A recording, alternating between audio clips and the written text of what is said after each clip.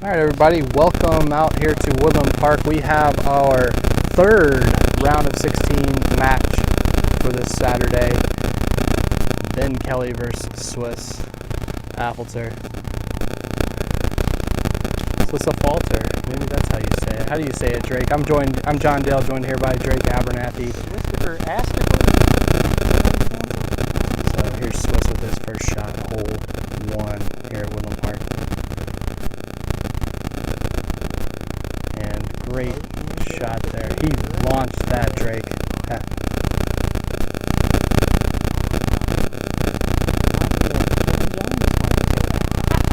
Yes, you were there that time when Kevin Jones did come, right? Yeah, Kevin Jones was here at Woodland Park just a couple of years ago when he was sponsored by Pro Discus, and we saw him launching shots close to 600 feet. And Swiss Affolter is definitely stepping his game up. He has improved dramatically since last year. His tee shots haven't added, I'd say, at least 50 feet to them. But it's incredible to see the progress the competitors have made since last year. I don't think we've seen anyone go backwards. So, another great gallery here for this match. This is a rematch of the 2018 US Amateur Matchplay local bracket semifinal here at Woodland Park. And that match went to 18 holes, with Swiss winning the match when Ben Kelley's putt on 18 went around the chains and out the left side. That was a real heartbreaker for Ben. I'm sure that, Drake, you remember that semifinal loss by Ben Kelley last year. Let's see, he lost to Grand Kelley, is that right? No, he lost to Swiss. Swiss? Yeah, it went to 18 holes, and Ben's putt spit out the left side of the chains. That is correct. I do remember that. It was heartbreaking. He was pretty far out too, wasn't he? Yeah, well, it wasn't an easy putt, but he hit chains, and it spun around the basket in the chains, and then went out the left side. So a real heartbreaker. We'll see. Yeah, I mean, we got a rematch pretty much. Yeah, it's a great matchup here, and you just completed a match. Great classic here for the match plays. Nothing to be ashamed of there. I know you would have liked to have won, but okay, it looks like Swiss is like right under the basket with his second shot. PJ number 187, just laid up underneath the basket. And that is the number 4 Swiss Affolter. Here's Ben Kelley with his third shot, hole 1. And it's straight in. Great clutch putt there by Ben Kelley to keep this hole at a push. Where he was when he missed his putt. So,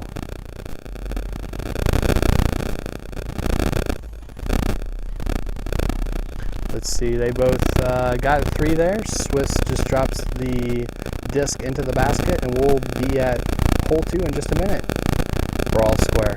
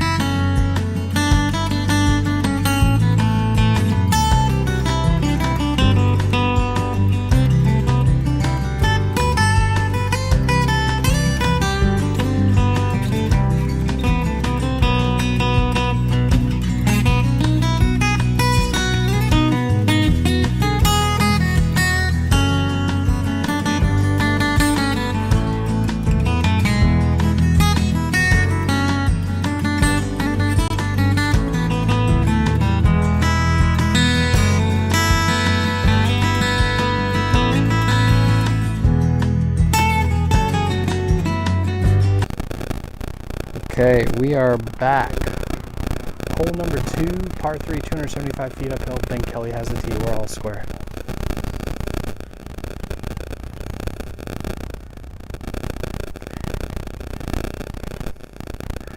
because of the backhand air drag. It's a little short though. The junior threw it into the ground. And now we have Swiss. His tee shot in hole 2.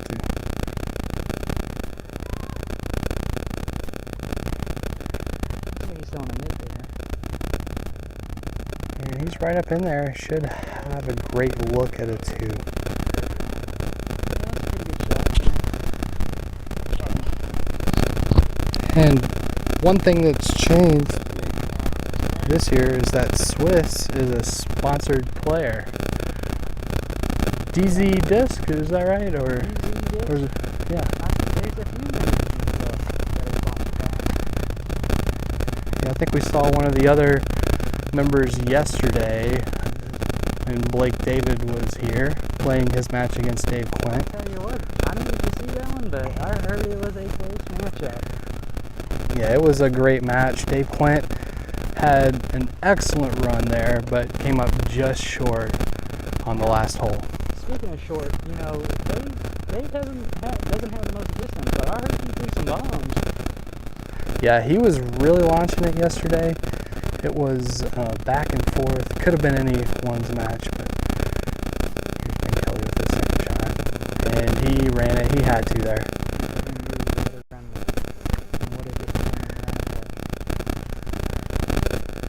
Yeah, tough putt there.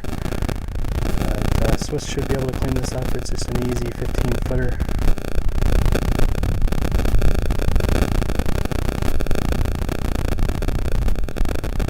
He's going to be doing slightly a straddle putt here.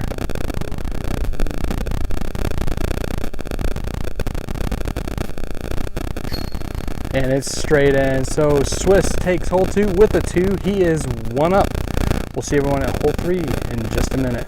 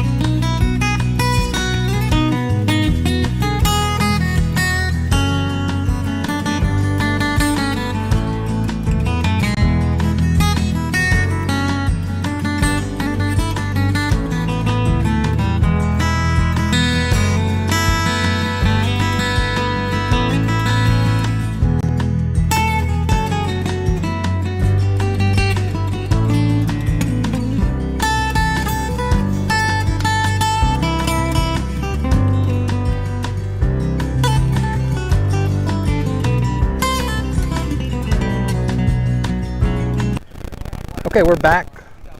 Hole number 3 here at Woodland Park. And Swiss has the tee. He is 1 up. This is a 560-foot par 4 uphill all the way to the basket.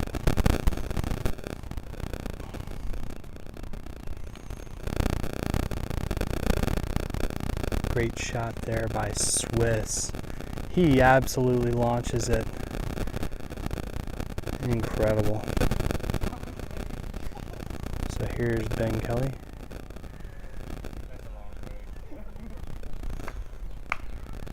And hear the gallery giving a little clap there. Ben has to have a great shot here to keep this match close, and he does. He's right in the middle of the fairway, just past the short tee pad there. So it's looking good for Ben Kelley there.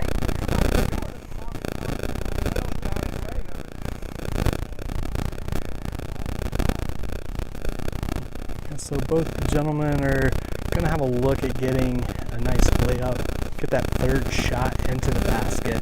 Ben really has his work cut out for him today against the Swiss Affolter, because, like we were saying on hole 1, Swiss is launching discs these days really far, and it's just getting very difficult easy match for a lot of the amateur players in this club. So this is showing that he is going to be a tough competitor to beat this year in the local bracket. I apologize for these audio difficulties we're having. I'm not sure if you can hear it at home, but there's quite a bit of radio interference. Alright, so here's Ben Kelley with his second shot, hole 3.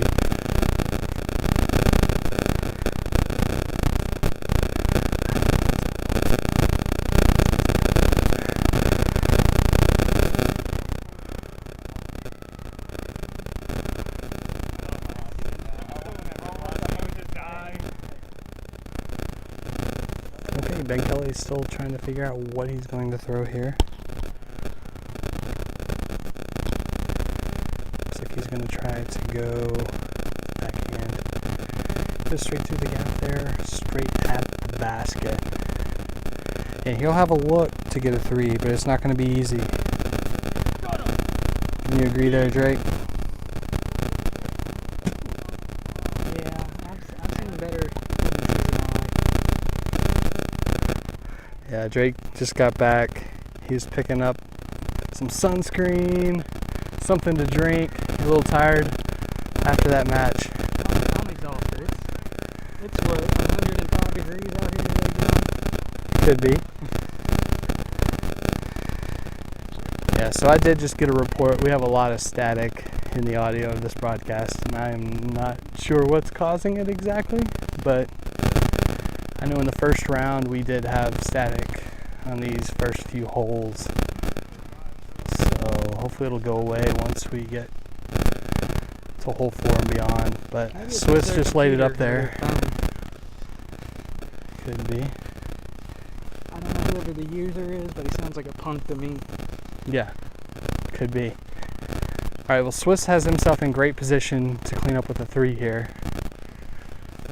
And Ben Kelley really needs to run this.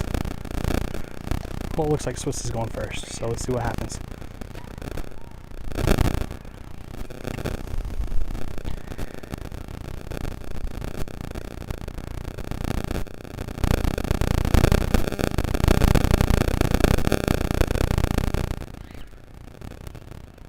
And he went straight at it, but it's a little wide right. Yeah, that's his drive is so far up here, you know? Like, he could execute it better. Okay, Ben Kelley with his 3rd to take this hole. And he goes right at, but it's left and a little short. So this hole should be a push. Once these gentlemen drop their shots in. Let's see here. Swiss is...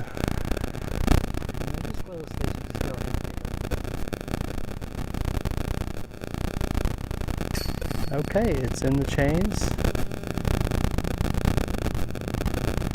And Ben Kelley drops in as well. Hole 3 is a push. Swiss Affolter is 1 up, heading to hole 3.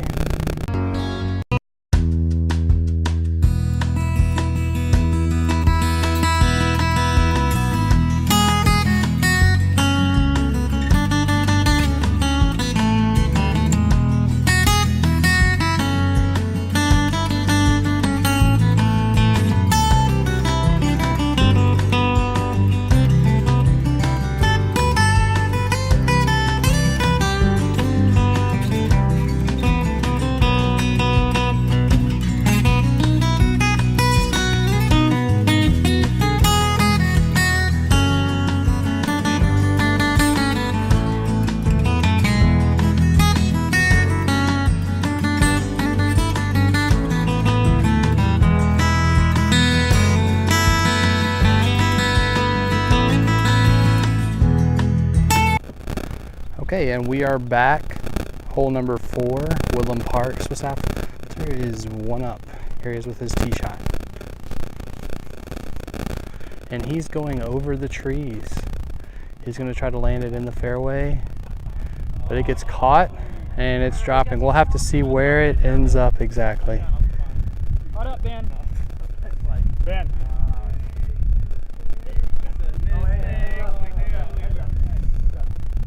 And looks like we have some pedestrians in the middle of the fairway on 4.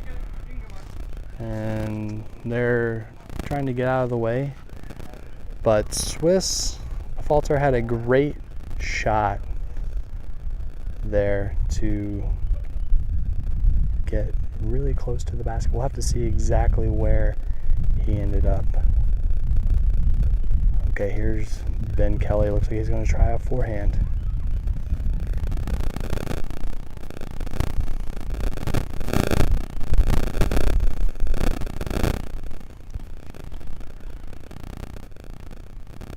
And he does. It's going kind of high around the bend, The fairway. but it's short. Yeah, Ben's a little bit short there. That's gonna be trouble. Yeah, it's going to be kind of tough there for him. So I can't remember exactly what the match looked like at this point last year, but I do know that both gentlemen went back and forth a couple of times. It was a really exciting match.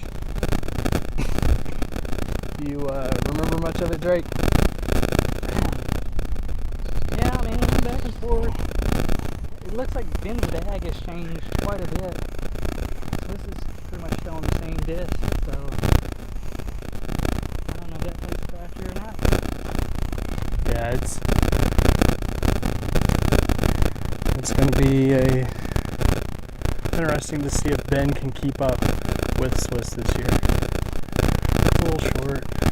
Looks like he's might have to just lay up here, get back in the fairway.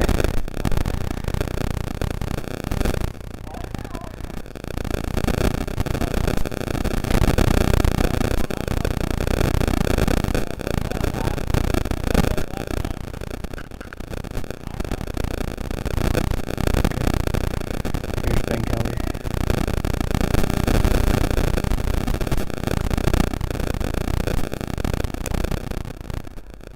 And looks like he's gonna go for it. Yeah, he's got a fairway drive in his hand. And he gets through. He's out in the fairway. Great shot there by Ben Kelley. Interesting. I can see. He just kind of took his fairway and powered it through there. Yeah, that was an incredible shot there for him. Trying some audio. Try talking now, Drake.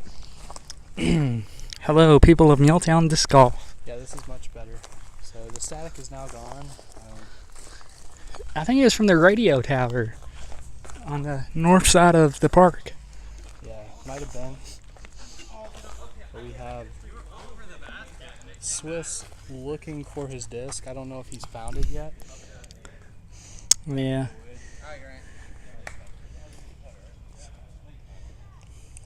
Let's see, it looks like he's going kind of deep into the woods there. I think he's just got a small play over the top of the trees and he'll be good. And Kelley with his third shot, hole 4. And he jumps for it, but it's just a little bit to the right. But not a bad shot. He should be able to tap in for a 4. I agree. I see Swiss is lining up the putting motion, but he doesn't have his normal putter in his hand. It'll be interesting to see what the result is here. Okay, Swiss he's found his disc, like you said, and it looks like he's going to try to do a high shot over the brush and then an elevator type shot. He gives it a shot, and it does come down, so he should have an opportunity to get a 3 and take hole 4. Only bad thing for him, it did kind of break hard right back toward the brush. So he's looking at probably a 20-footer for his 3, Drake. Yeah, I imagine Swiss is going to step up to this lie, straddle putt, and I'm going to say he's going to make it. Okay, so here's Swiss with his third shot to win hole And 4. in the straddle putt position, spins putts, And it's in. Great 3 by Swiss. He is now 2 up through 4. We'll see everyone at hole 5 in just a minute.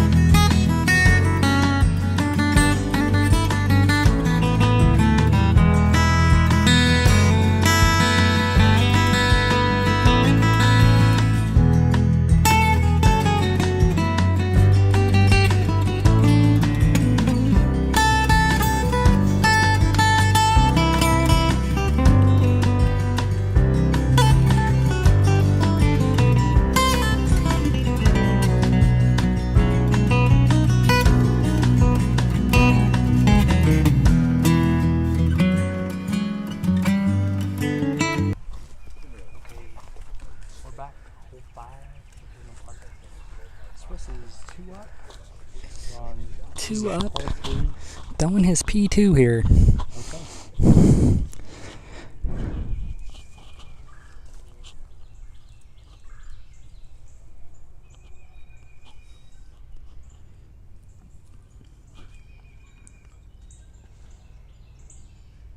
And that was a great turnover shot there with that P2.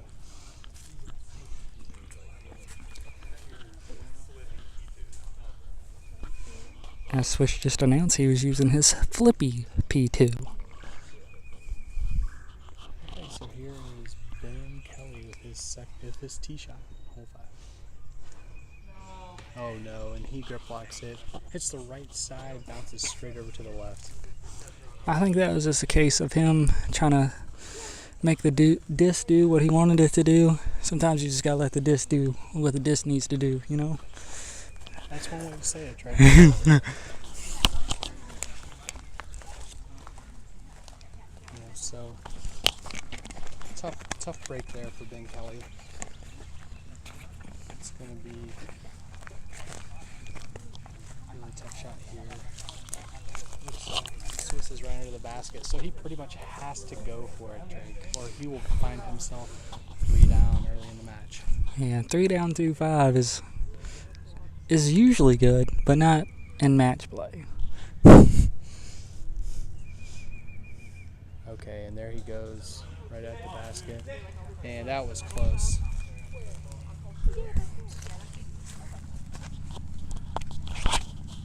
You sure?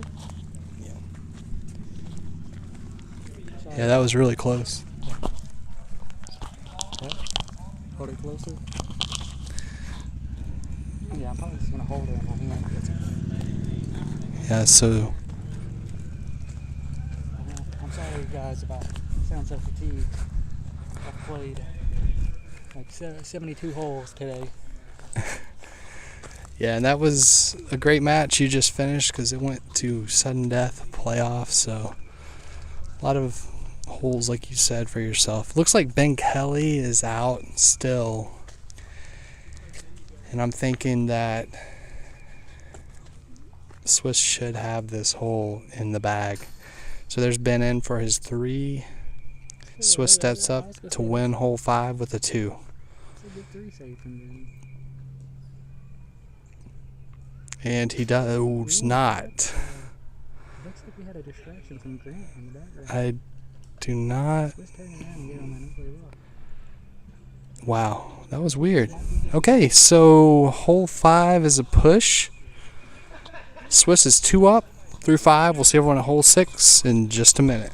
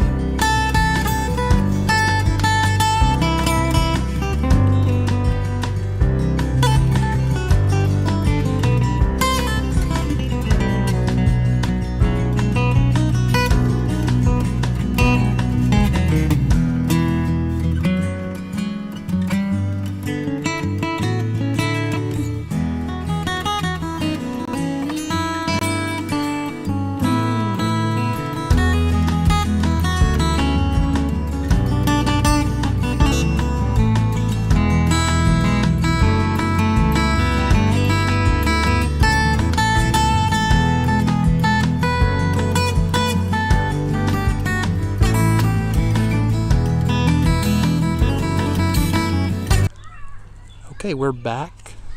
Hole 6 at Woodland Park. Swiss has the tee, he's 2 up. And he goes with a strong hyzer shot there, Drake. Another P2. Yeah, he's within easy putting range for his 2. Alright, Ben Kelley. Ben Kelley with a driver in his hand.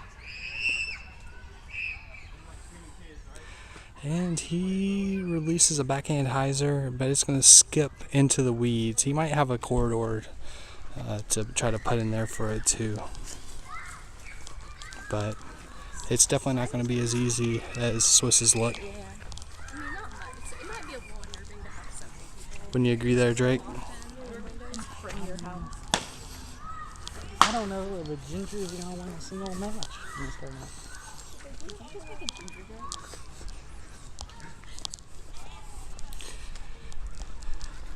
Yeah, so we are marching down the fairway here. Still a beautiful day at Woodland Park. Wind has been kind of a mild factor.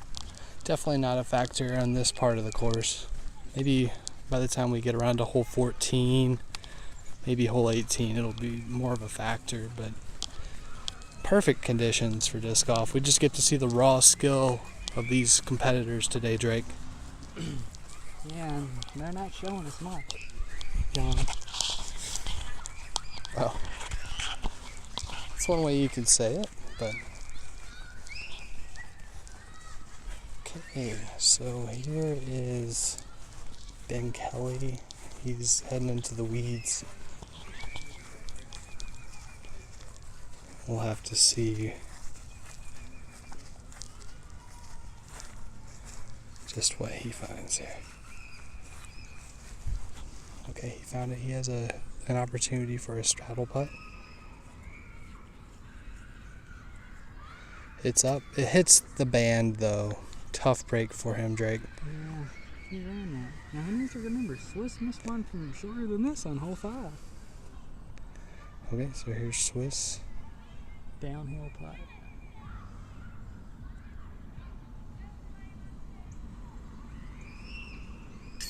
But it kisses the right side of the chains. Being 5'11", Swiss, you know, get a little bit lower, you know, squat a little bit more when he straddle putts to get a little bit more level with the basket, I believe. Yeah, so there's Swiss. He cleans up for his 3. This is a must hit for Ben Kelley.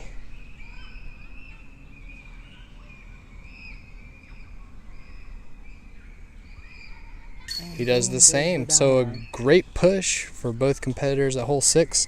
Swiss is 2 up through 6. We'll see everyone at hole 7 in just a minute.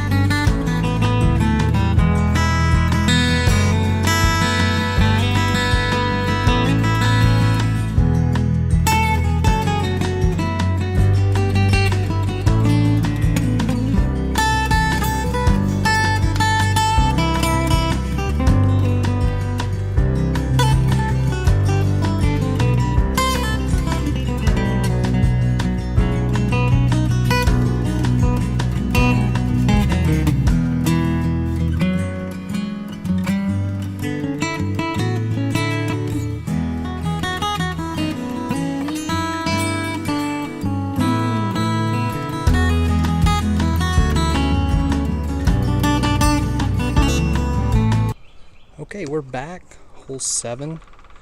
Swiss's shot there. Yeah, Swiss. P2. Yeah, Swiss ended up right near the basket, so he should have a nice, easy cleanup for a 2. Okay, here's Ben Kelley. He has a great shot. Skipping a little bit to the right, but he'll have a good straddle look at the basket. So, what are your thoughts on the way this match has played out so far, Drake? I would say it's went pretty much as expected, honestly. Now Ben has a straight putt at it, but a super tight gap. You want to stand behind him, show him the line, John? Yeah, we'll head over that way. Try to get a better look here. See what he does. Looks like Swiss is going to go first with his second shot, hole 7. And it's low, so here's an opportunity for Ben. You have to take advantage of these opportunities.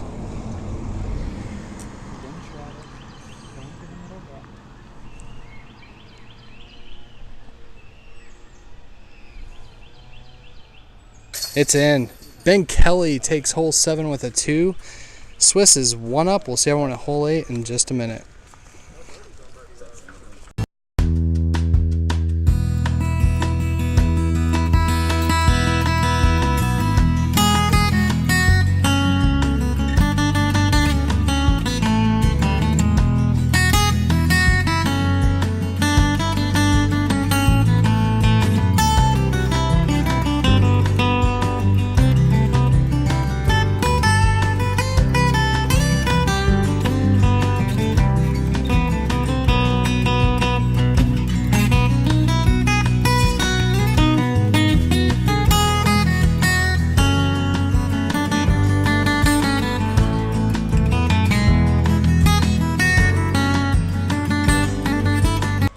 All right, we're back. Hole 8 at Woodland Park. Ben Kelley is he's shouting out to the folks back at home. He's ready. This is a par 3, and Swiss is 1 up. Here's Ben's tee shot. And he threw it a little high. Hopefully it's going to hyzer back inbounds, and it just does. So he'll have a look for a 2. Here's Swiss with his tee shot, hole 8. Try to get one back here after dropping hole 7.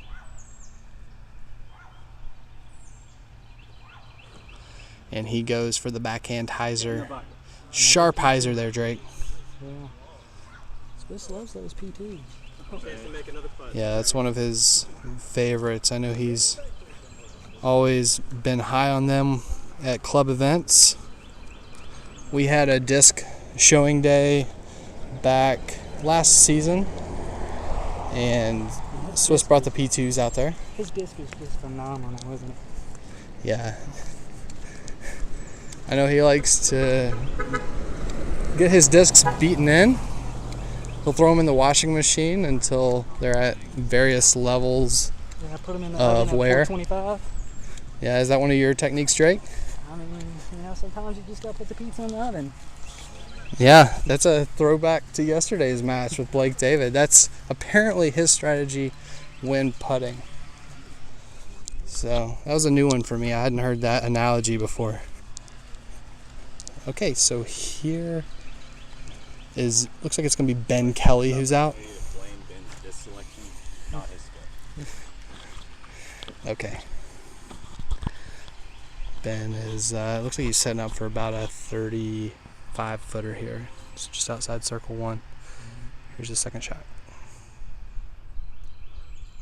Ben's brother Grant was not happy with this selection off the tee.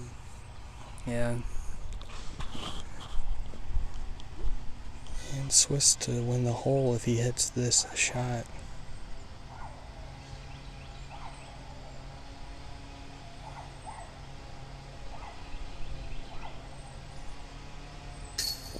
But it kisses the left side of the chains, weak side, and it's out. So it's looking like this hole is going to be a push again, Drake. That's what I'm saying. I feel like Swiss needs to straddle a little bit more, bend his knees, get a little bit more level with the basket on this putt. Okay. So Ben's in with his putt, nose down. Had lunch with his brother Grant today. I'll tell you right after Swiss's putt here. And Swiss is in. So hole 8 is a push. Swiss is still 1 up, heading to hole 9. And we'll catch back up with you with the story in just a minute.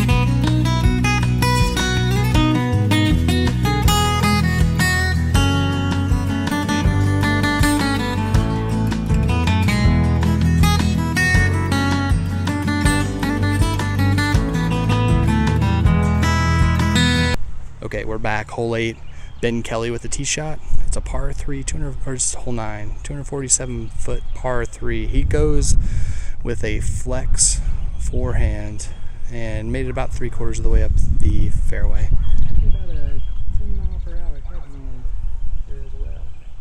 Okay, here's Swiss with his tee shot, hole 9.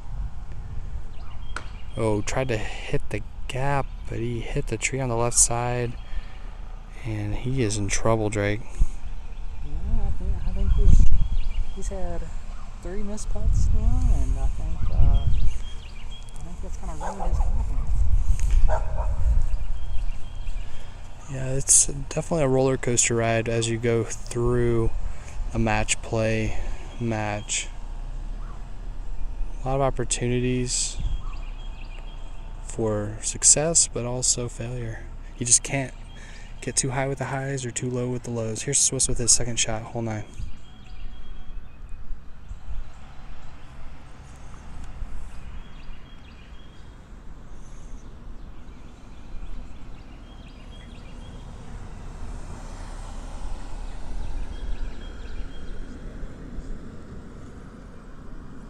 Okay, he's going with a backhand hyzer, but it hits some branches, and he's only about halfway from the tee to the basket. So this is going to be tough just to get a 3 for him. Yeah, and I think Ben's going to be able to walk up here, lay his disc underneath the basket, and put it in to take this hole. Yeah, he's going to have a great opportunity to get this match all square through the first 9 holes. This is a lot like what we were seeing last year, Drake, in the semifinal between these two gentlemen. Swiss had an unfortunate spit out on 8. It rolled into the road OB, gave Ben a great chance to get back in, but here's Swiss's third shot. And Swiss is running And it's way past the basket and right. So I think as long as Ben can just lay it up under the basket and drop it in, he'll have this match all square. I'll go ahead and succeed the hole. Don't let him putt. Don't let him get his mojo on, you know what I mean? Yeah. Okay, here's Ben Kelley with his second shot. It looks like they have agreed to do just that. So Ben drops it in. He wins hole 9. This match is all square through 9. We'll see everyone at hole 10 in just a minute.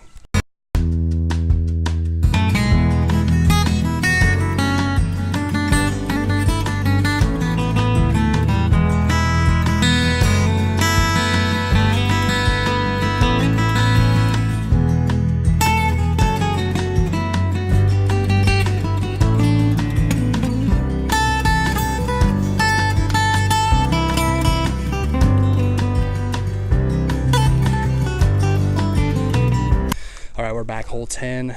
Match is all square. Ben Kelley has the tee. This is a par 4, 502 feet through the tunnel into the basket by the road.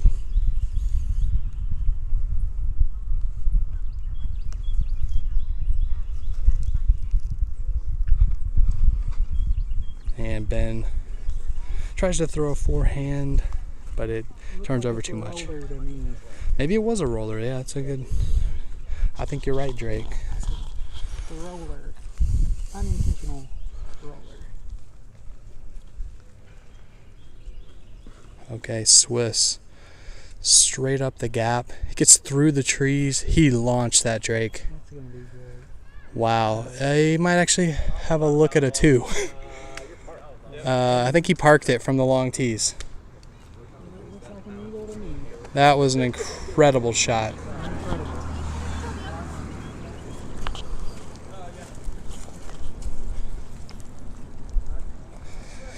So as we continue, I want to get back to the story from hole 8.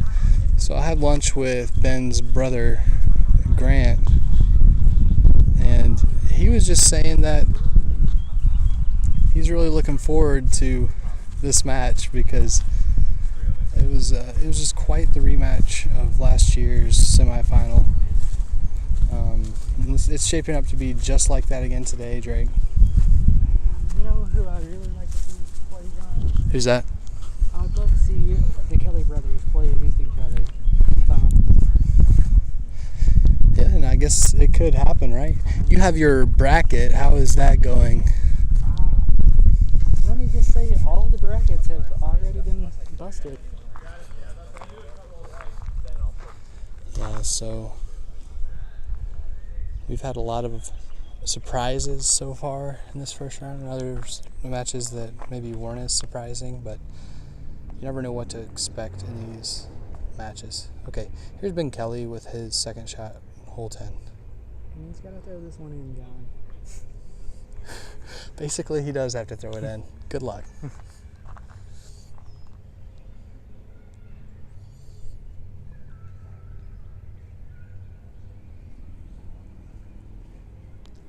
All right, he reaches back and he launches it. It was headed that direction. It might have gotten in range for a 3, but it hits a branch. He is wide and far, far right of the basket from our vantage point. It's gonna be really tough for him to get it, Drake. Like I said, once again, I would just go ahead and succeed the hole. Just save some energy. Save his energy. He looks fatigued. We had to move out of the way a few times because there were some discs he had thrown off the fairway coming straight at us. Yeah, I heard a few discs for sure. Right, here's Ben Kelley with his third shot. He's running it at the basket. He hits the band. He almost made it in for a 3. That was incredible. And that has been Kelley. So, great shot there by Ben Kelley. But can Swiss close it out here for a monumental eagle? The first eagle we've seen during match play on hole 14 here at Woodland Park. And it's in center chains. Swiss takes hole 10 with a 2. And he's one up. We'll see everyone at hole 11 in just a minute.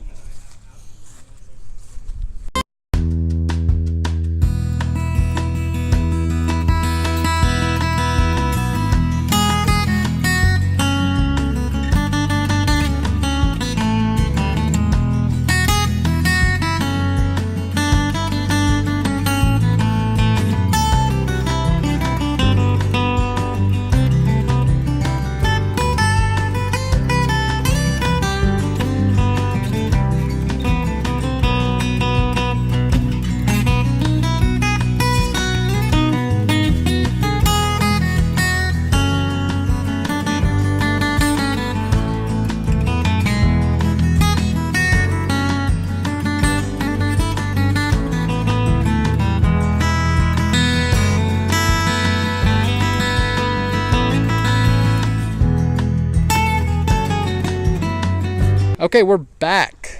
Hole 11, it's a par 3, 275 feet. Swiss is one up, and he has the tee.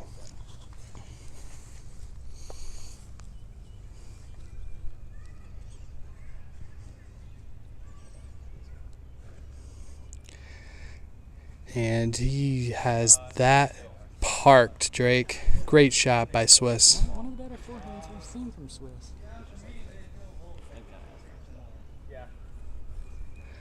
Okay, here's Ben Kelley. He's also going to try a forehand. Steps up, releases. And if it'll cut just a little bit here at the end, he's in business. Looks good. Both of these guys should have a great look at a 2. And for anybody wondering at home what Swiss do to Eagle hole 10, it was this Paul McBeth signature destroyer right here. Max weight. And it looks like it has DZ discs on it. DZ discs. A shout out to his sponsor. Yeah, so great shot there by Swiss. Don't see many 2s from the long tees on hole 10, but he just proved it can be done. John, do you think hole 10 is aceable from the long tee? Most definitely. I think for someone like Swiss or anyone that has distance like that, it is possible. I would love to see it. Okay. So now these guys are getting close. Swiss is moving some branches. I'm assuming he's within 15 feet of the hole. And he might actually be out. We're going to stop right here and we'll watch.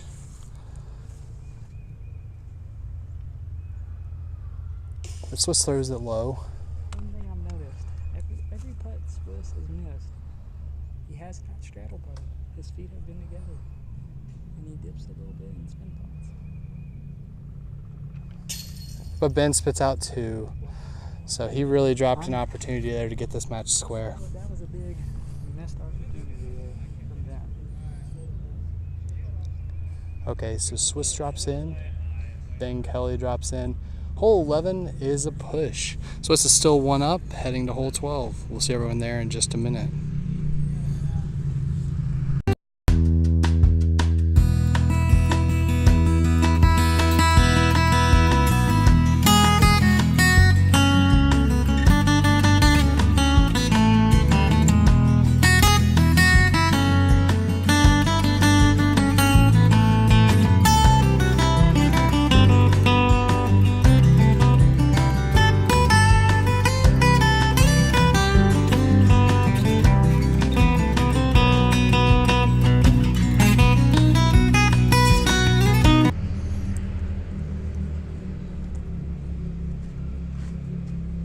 We're back, hole 12. Swiss just threw his tee shot, forehand, have a long look for a 2. I don't know what it is, too dry down there or something. Okay, here's Ben Kelley's tee shot, hole 12.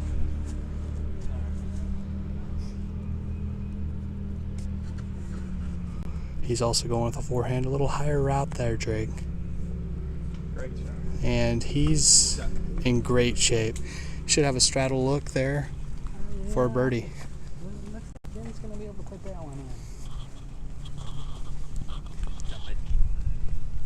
And next up on the slate, we have Bradford Watson and Clint Wright. I think both competitors are on their way to the course as we speak, Drake. What are your thoughts on that match? I really like both those competitors, John. We got some wildlife on the course, man, for all. Oh, how nice. We'll show everyone at home a little bit of the wildlife here at Woodland Park. Any coverage of disc golf or golf is not complete without a random shot of some wildlife on the course. Okay, but back to the match. Here's Swiss with his second shot, hole 12.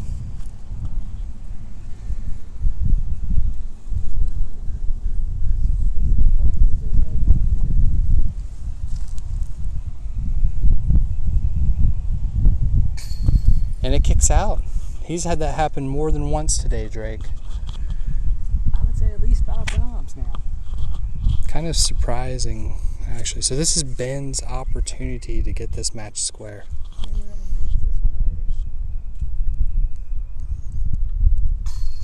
And it's in. Great shot there by Ben Kelley. He takes hole 12. We're all square, ladies and gentlemen. We'll see you at hole 13 in just a minute.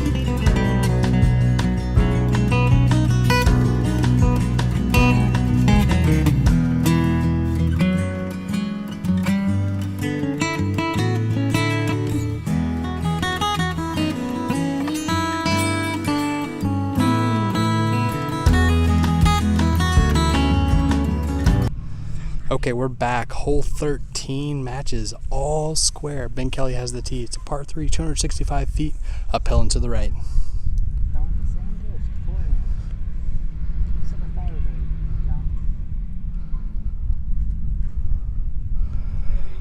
Oh, but he released it a little too far to the left there, so tough break. Okay, here's Swiss. And wow. I can't believe what we're watching here today, John. Yeah, that was kind of a tough break there for both competitors.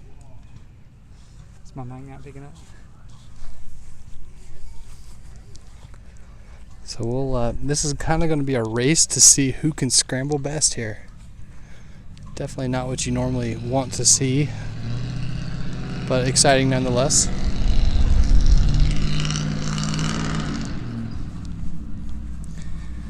Alright, so Swiss and his caddy are spending quite a bit of time. Yeah, he looks like the same caddy that you had. They look oddly similar. Is it a twin? Well, you know, I think my caddy lost in the match, and I hope he doesn't lose Swiss this match. He's sabotaging the field since he is actually a competitor. I didn't think about that till now, John, and you might be onto something there.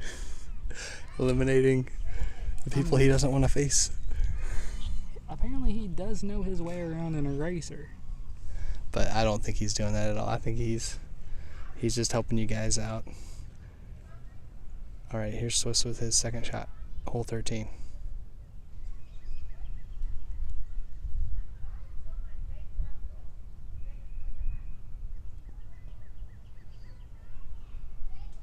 He's throwing a flex forehand that has put him in very good spot. Yeah, just like you said, Drake, he is definitely in putting range now, especially with that spin putt that he has. Okay, here's Ben Kelley. Second shot, hole 13.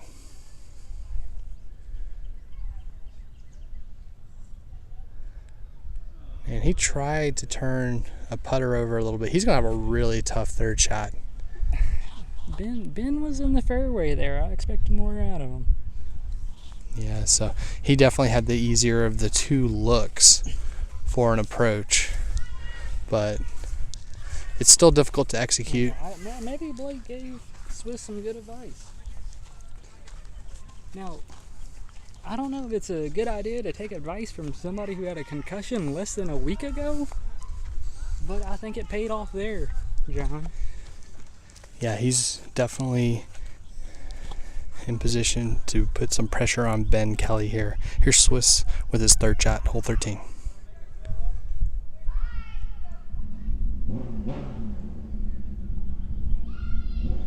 He spins it up and directly in center chains. Great three there by Swiss. Okay, pressure's on Ben Kelley. Like we said, he has to hit this to keep this match all square. And he does. Great putts by both of these competitors. Hole 13's a push. We're all square. We'll see everyone at hole 14 in just a minute.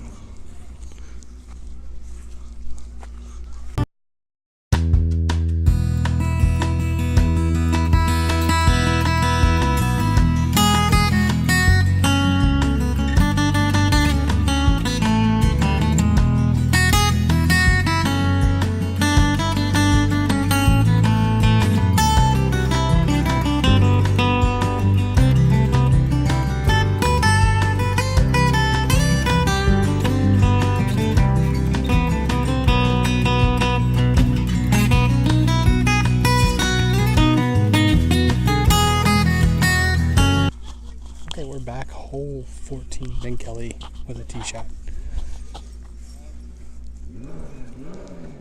And he's going with a roller there, Drake. Will it get up? It looks like it will not. It's rolling almost out of bounds. It is behind the 13 long tee, so tough break there for Ben Kelley. Here's Swiss with his tee shot, hole 14.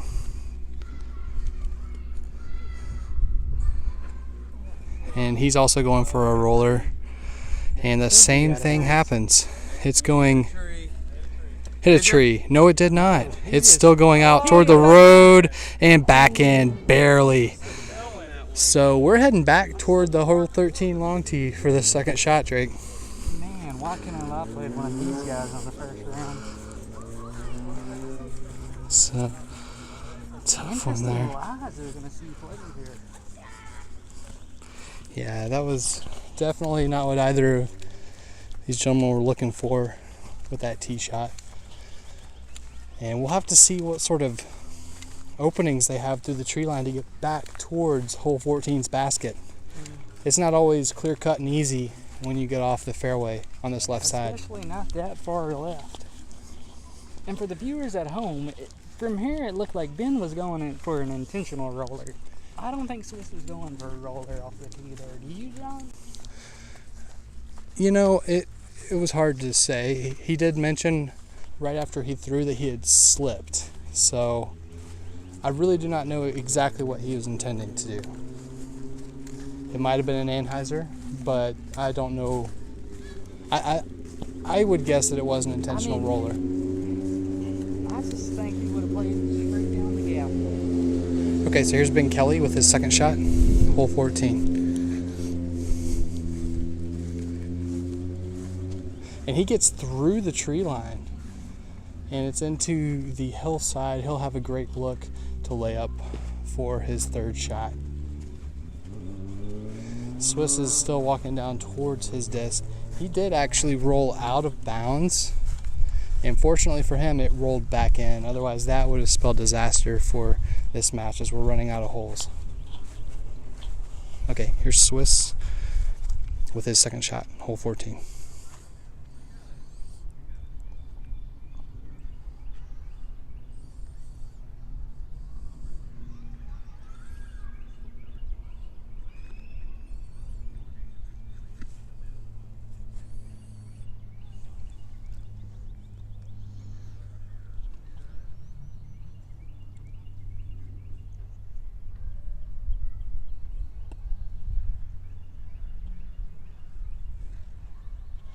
he goes with a powerful backhand shot there, Drake. And he has it parked. Wow. So now Ben Kelley is going to have to be aggressive with this third shot. Most definitely. I wish the viewers at home could see how difficult that shot was. It's what used to do. Yeah, that was pretty incredible. Went right through the tree line. Stuck through a gap. I'm not sure exactly which gap he saw, but it worked for him. I mean, if that doesn't make you want to throw a P2, I don't know what will. Yeah, great recovery there by both of these guys, honestly. Okay, so here's Ben Kelley. He really has to get this close, if not in, but Wow. unfortunately, he's into the dirt. Wow. I think. What was he thinking there, John? Well, I don't think it was an issue of what he was thinking. I think it was just it did not execute the way that he had planned in his head. So, unfortunate mistake there for Ben Kelley. Ben is going to lose a stroke here. Yeah, he runs it toward the basket. It's all but finished at this point. I think he's still going to let Swiss walk up there and throw this third shot in. Swiss already has his marker out. He looks very confident. Steps up. And Swiss drains it center. And he takes hole 14 with a 3. So, through 14, Swiss, 1 up. We'll see everyone at hole 15.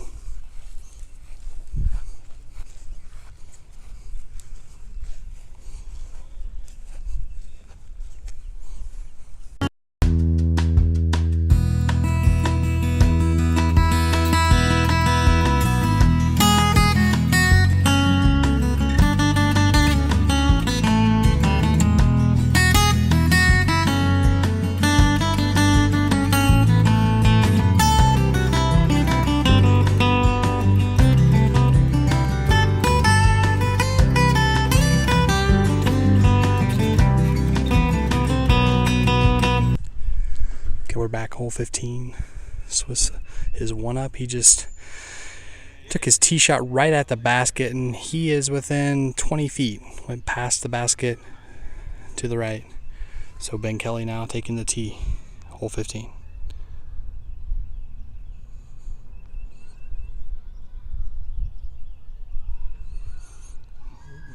Taking a forehand route, but yeah, he's going to have a tough 35 footer. I think he's outside of circle 1 there for this second shot toward the basket.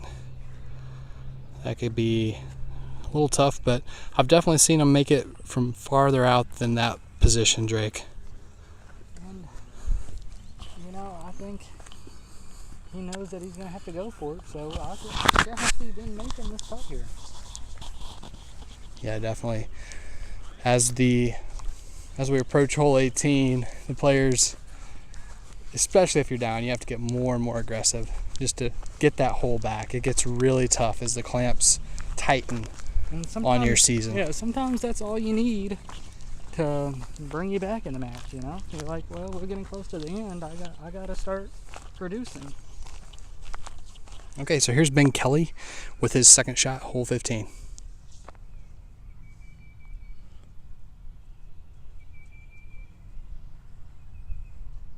It's up, it's in. Wow, Drake, what a clutch putt. I mean, I saw that coming. That's exactly what I predicted. Okay, so now the pressure's on Swiss. Let's see if he can make this. Hasn't made a downhill putt all day. Let's see if he can reverse his fortunes here. More of a little staggered position from Swiss. And it kicks out. So Ben Kelley wins hole 15.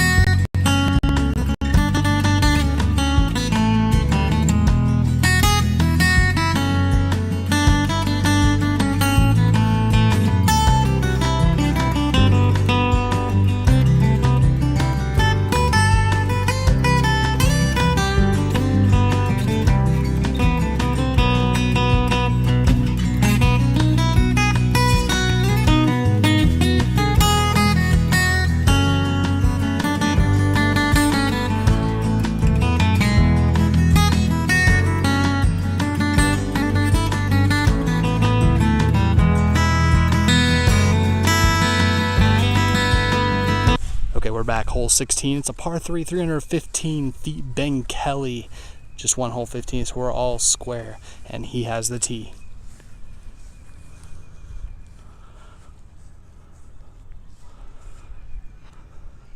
He goes with that backhand, slight hyzer, hoping to skip up the hill at the basket. It looks like it caught the tree there, Drake. Yeah, that tree, man. Always stopping the perfect shots. Yeah, tough break there for Ben here, Swiss. And his was a little higher, but it did get through the branches around the tree. And he'll have about a 25-footer back toward the basket, but a solid opportunity at a 2 there, Drake. He has done his P2 for the last 8 holes. He loves that disc. If you were going to play some battle golf where you could remove a disc from your opponent's bag after you win a hole, I would say the P2 would be the one to remove from Swiss's bag. I agree. The problem is, I think he's got about 10 of them in his bag. Okay. So maybe amend the rules where all discs of this type all must discs be of the removed. type, yeah. Okay, yeah. Because I know in golf it's a little different. You know, you only usually have one driver, Yeah. 1 3-wood. Yep.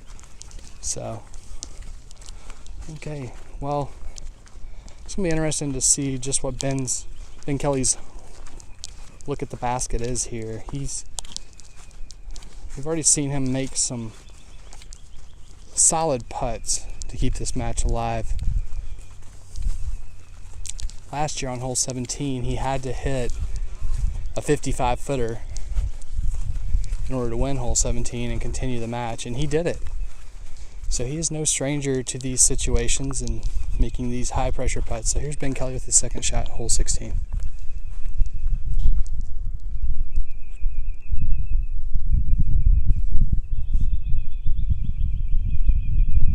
It's a little right, a little low, so Swiss has a window here to get a shot back.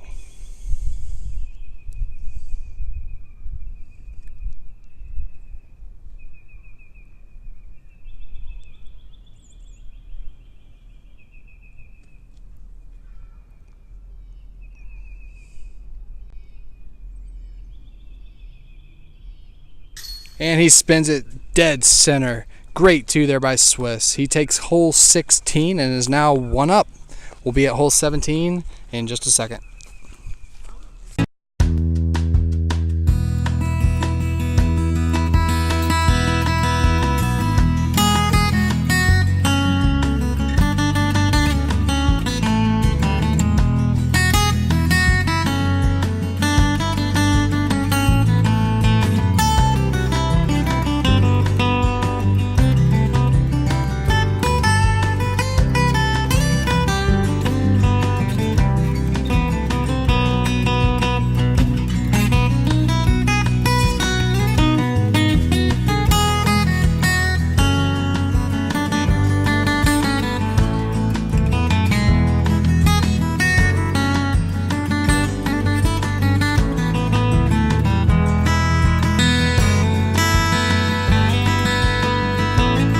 Okay, we're back, hole 17. Swiss is 1 up. This is a par 3, 270 feet uphill and to the right.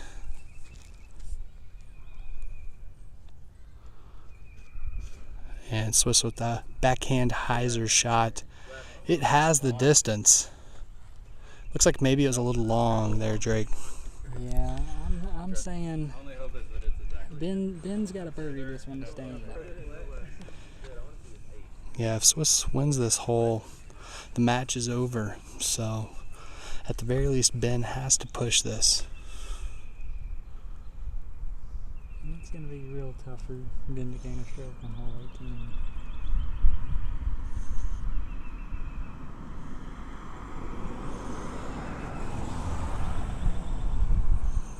18. And he's going with a flex forehand there, and it is beautiful. Yeah, but it is long as well, so they're both going to be in about the same position as far as I can tell from our vantage point. Yeah, we really have a fast green here, John. Both these discs could be a mile past. Yeah, it looked like Ben Kelley's disc was kind of finishing out on its side where maybe it could even roll some. So we'll have to see if it dropped dead or if it continued to move even farther away from the basket. But impossible to tell from where we were, as the discs were so far past that we lost sight of them. But great power demonstrated by both of them. They're both showing why they deserve to be in this competition today, Drake. Yeah, and quite a demanding tee shot as well. Yeah, having that hyzer, that bend there off the tee shot, it definitely takes a little bit of power out of your foliage has straight. grown over a little bit. Right. I think it was Darius Turrentine was telling me his strategy today is to really get on that foliage, almost kissing it. But I didn't get to see how he threw the hole, but we'll try to get over here out of their line of sight. yeah. And they did go quite a ways past. Yeah, they're looking at a good 40 feet or more back to the basket. Here's Ben Kelley with his second shot, hole 17. It has the distance. It kissed the chains. Yeah, and I don't know if he called that kiss. Off the side or So not. this is Swiss's opportunity to win the match right here. Swiss for the win. Sun in his eyes. And he spins it, but it hits the top. Oh, And it's rolling away. He Oh has my a God. difficult shot back at the basket. That was high risk, high reward, but I thought maybe he would get it. It looks like the disc golf gods might be with Ben Kelley today. Yeah, that was a tough break there for Swiss.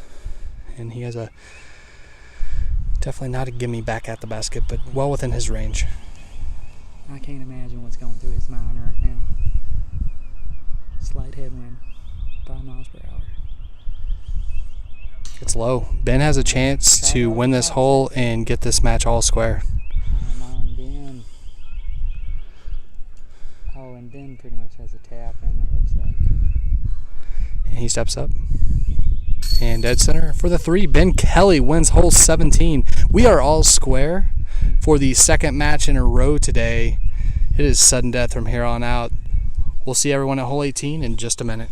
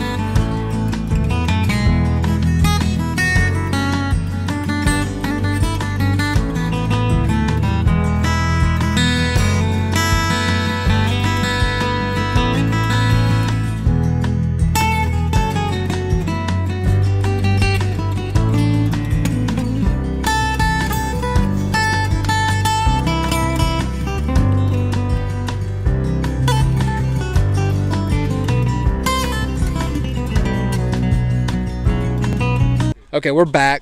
Hole 18. It's a par 4, 672 feet, all square. Ben Kelley has the tee. I got the left-hand shot. And he throws a forehand right through the gap. That's And it's around and that is a very respectable position. yeah, very nice position there. Here's Swiss. He's going for the powerful backhand. And that is his max weight palmy best signature disc. It kicks off a tree, which actually it helped him out there. He is on the other side of the tree line in great shape there. Yeah, I think he's going to be able to get up and down for at least par. Yeah, this is going to be an exciting finish. Once again, just like in your match, Drake, we have the competitors on opposite ends of the fairway. This is such a large fairway. Yeah, So you can see Swiss is all the way over there by the amphitheater. We have Ben Kelley all the way out here towards the Bradford Pears. at least 350 feet apart. Yeah, it's quite the hole. It actually, I would say most people are, fairly regularly getting 4s and 5s, maybe even 5s. I'd say a par 4 is kind of pushing it from the long tees on most days for most people. From what I understand, it averages a 4.35. Okay, yeah, I believe that. Yeah, and also the other hole in this course that usually averages above par in tournament play is hole 2, which also has an additional out of bounds on the left, in addition to the out of bounds over the road. But Ben Kelley's up there checking the wind. He's ready to see if he can make amends from last year when he dropped his hopes to get to the state bracket on this hole. Here's Ben Kelley with his second shot.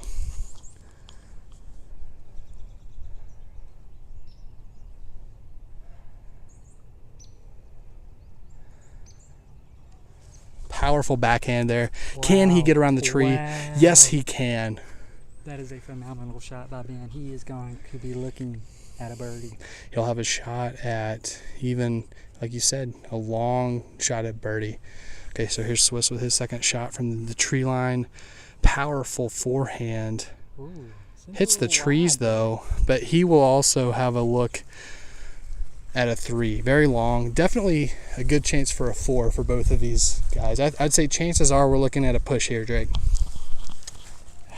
Very likely. Ben has been on from his long putts though today.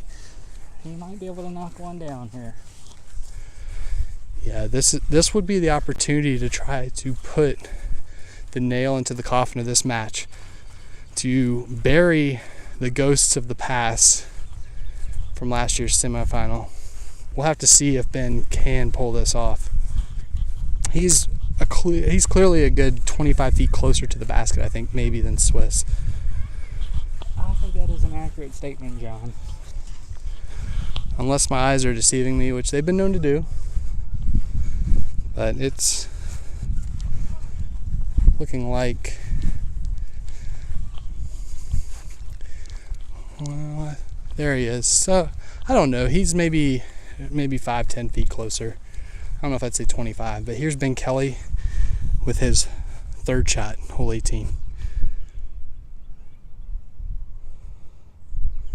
And he lays it up. He's right under the basket. Yeah, Ben just laid it up there. I was hoping he'd go for it. So Drake, you were in this exact same situation on hole 18. What were your thoughts? Were you going to lay it up, or were you going for it? Oh no, I always go for it. Okay, looks like Swiss is doing the same, but that wind caught him. There was a headwind there. Yeah, we've had some variable winds today. Seems to pick up as soon as Swiss grabs his disc. Yeah, so the nerves are a factor here. You have to hit this putt. I'd say in normal circumstances, this is a gimme, but not when you are at sudden death. Here's Ben Kelley with his fourth on hole 18 to push the hole. It's in a little high, almost hit the band there, Drake. Yeah, that one made me nervous. I'd say he has persevered. As long as Swiss taps this in, we're going to extra holes, and that is exactly what's going to happen. We'll see everyone at hole 1 for the first sudden death playoff hole. We'll be right back.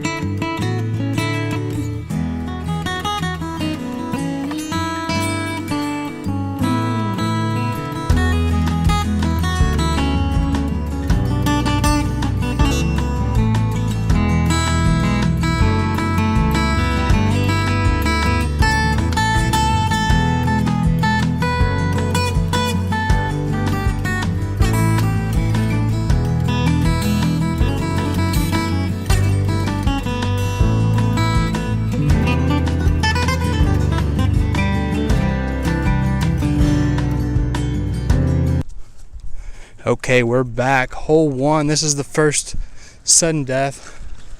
I think both of these guys are getting a little bit fatigued, grabbing some water. But this is what we love to see out here, Drake. Some great competition. Yeah. Do you have any predictions for this playoff? I really don't. I could see this going either way. Here's Ben Kelley. And he is way too far to the left. He's ending up about where you were with your first shot. Yeah, and he's not going to have a look for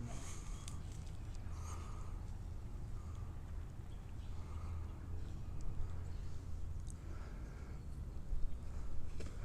Okay, so Swiss right out over the middle. Beautiful shot. He has crushed it, Drake.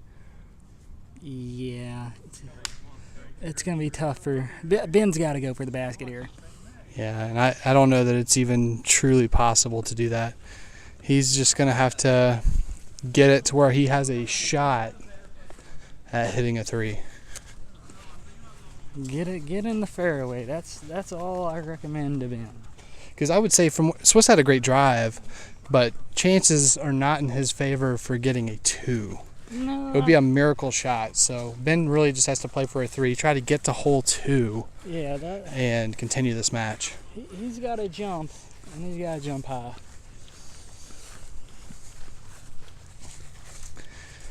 Yeah. So did you actually have to jump while you were in the brush out there? I mean, I didn't, but that probably would have helped me out some. Okay, I thought maybe that's what you were talking about when you were just referring saying. to him jumping. He's got to jump to save this.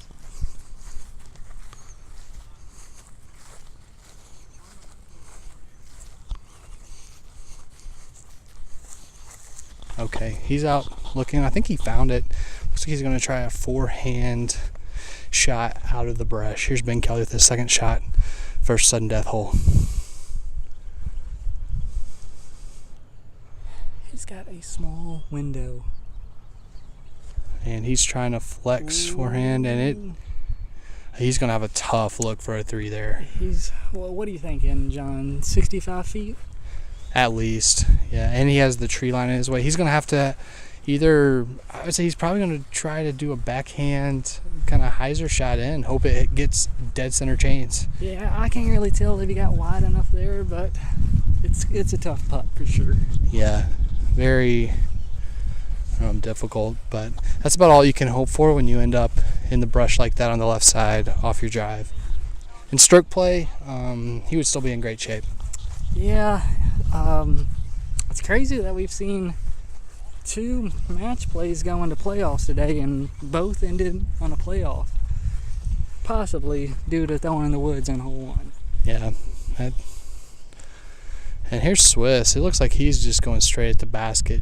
He has basically a tap in for a 3. So this is the match right here. Ben has to hit this shot. Let's see if we can get this camera over to get a better view of what he's looking at for this shot that could end his hopes of going to Emporia. And we do have a right to left wind here, John. He throws it up.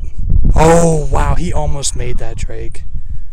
So here is Swiss. Looks like it's going to be a disappointing defeat. Yeah, here's Swiss. He is moving up to tap this in from 3 feet, 4 feet maybe. I don't know. It's not very far away at all. I'm saying probably about 5 feet, John. 5 feet, fair enough. Yeah, he has missed all his... And it's in. So that's the match. Swiss wins with a 3-on-1. The competitors shake hands, and Swiss will be advancing to the local quarterfinals next week here at Woodland Park. We'll be right back with player interviews. Stay tuned.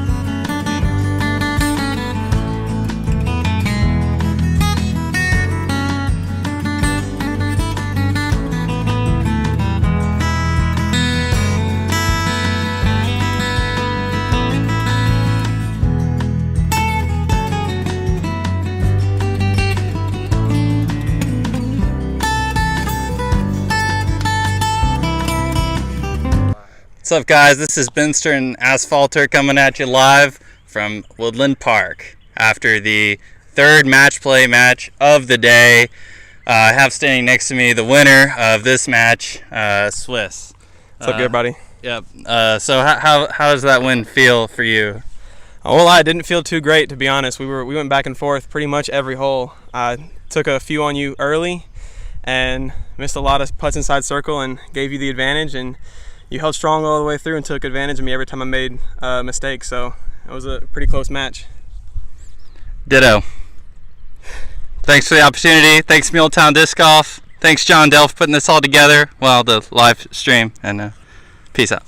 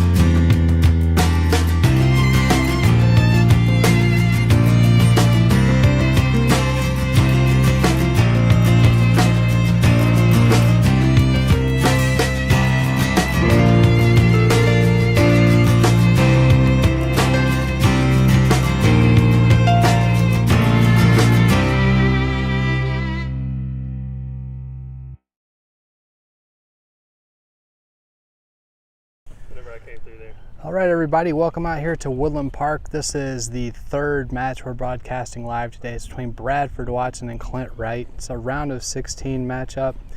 Winner advances to the local quarterfinals. Looks like Bradford has the tee first. So here he is, hole one. It's a par 4, 589 feet, all the way down the hill to the basket.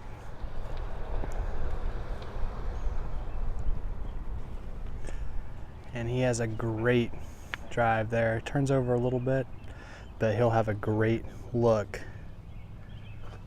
for his approach. Okay, here's Clint Wright on the tee for his first drive of the tournament.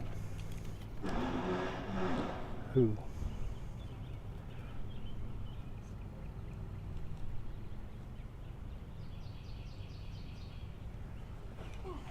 And what a powerful drive there. He literally has it probably about 75 feet from the basket. So two great drives to open this match between these two competitors. The temperature's holding steady today in the upper 70s. It is Mule Day here in Columbia, so a lot of festivities around the area this morning. We had a spring league that started at 9 o'clock this morning. Lots of traffic coming through the park associated with Mule Day. And people just having a good time. You could hear the parade from the park. But this is a fitting end to a festive day with this final match of the round of 16. And Clint Wright comes to us from one of our neighboring clubs, LCDC in Lawrence County. And we definitely appreciate the support we get from that club here in Muletown, and the support is reciprocal, of course. But this would be a great matchup today between one of Muletown's own and Clint Wright of LCDC. So here's Bradford Watson with his second shot.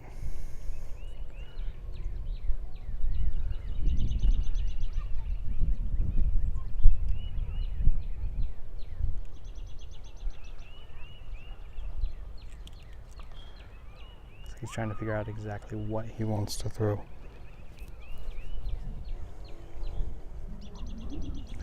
And he goes with a big backhand hyzer. And he'll have about a 55-foot look for a 3.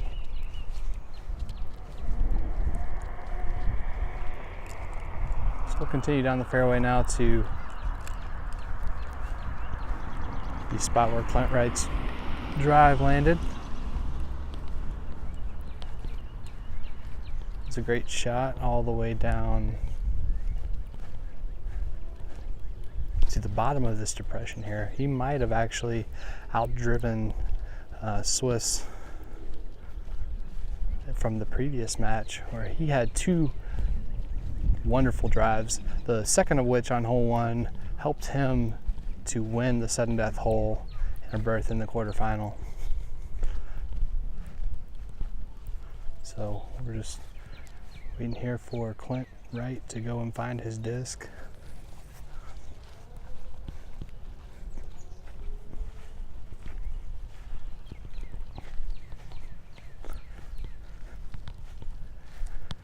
And he's actually gonna have a long look at a 2 for a rare eagle on hole 1. So let's see what Clint decides to do here.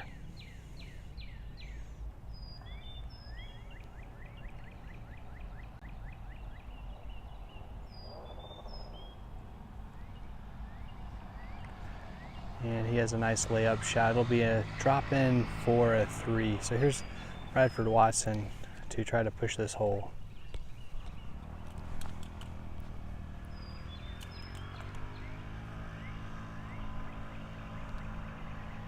Good aggressive shot, but it's a little low, a little long.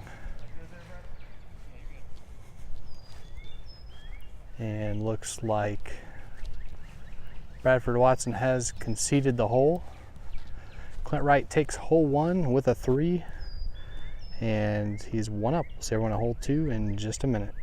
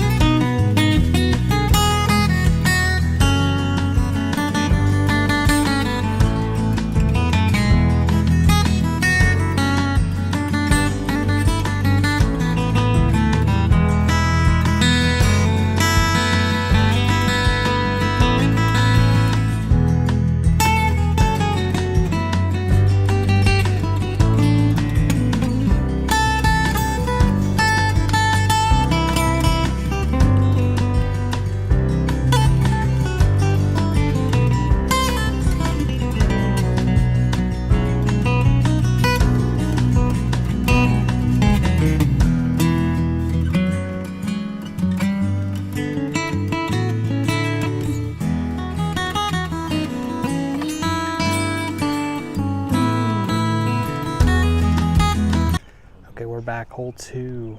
Clint Wright is 1 up. It's a par 3, 275 feet uphill, out of bounds road to the right. Here's Clint Wright's drive.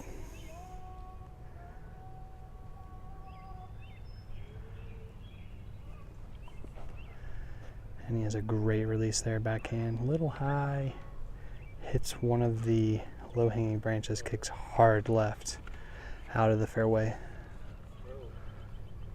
Okay, so Bradford Watson with an opportunity here on his drive. Hole 2. And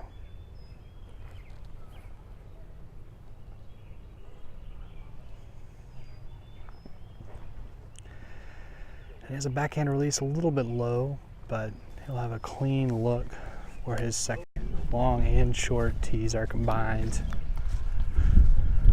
But it does play as the most difficult hole statistically usually.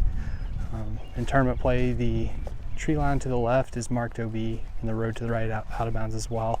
So quite a few competitors end up taking some penalties. Obviously the left side is not OB today, so Clint Wright will not have to take a penalty. But as you can see, he was just asking if that was OB, but it is not today, so that's good for him. So here's Bradford Watson with his second shot. He is out.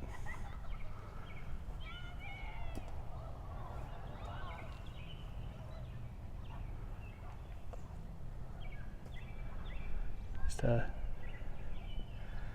nice backhand approach, about 10 feet back to the hole. Here's Clint Wright with the second shot. Takes it right at the basket, and he's just underneath.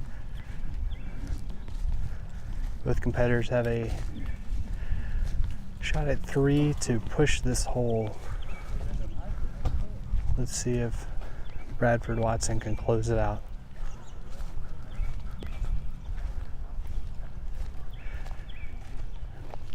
So they both have a really good opportunity.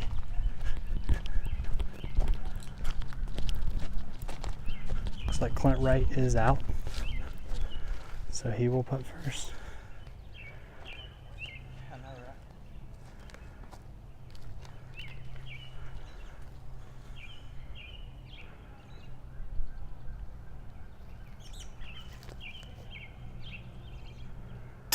And it's in. Great putt by Clint.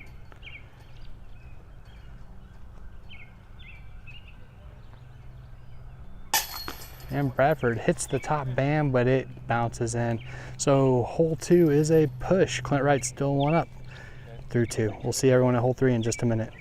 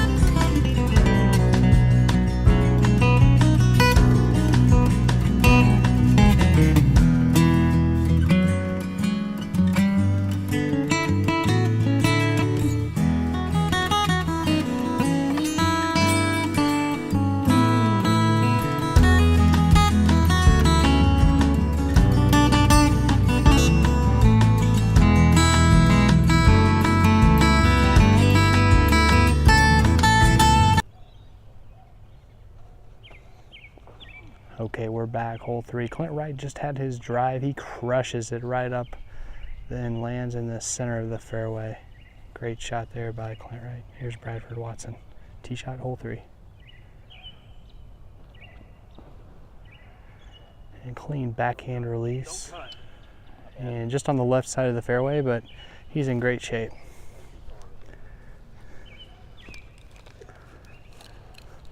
So hole 3 is it's a long par 4. It's 560 feet uphill almost the entire way. It levels out for just a little while, just past the halfway point of the fairway. But it has come to be known as Cardiac Hill in the summertime, since there's very limited shade and tree cover, and it's uphill most of the way. So it can really drain you in the summer if you get held up with a card in front of you. But this time of year, with the temperature in the upper 70s, it's not that much of an issue. And when you throw it as far as Clint Wright just did, it definitely speeds up the play. So Bradford Watson is at his shot. He's in great shape here to try to get in position for his 3rd at the basket. Bradford Watson, second shot, hole 3.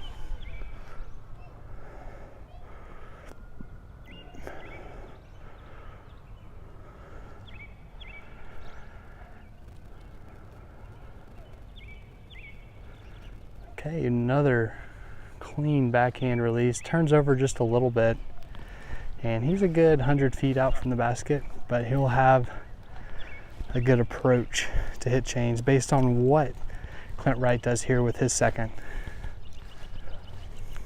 Clint Wright definitely has the power to get it parked or even in the basket for an extremely rare eagle on 3.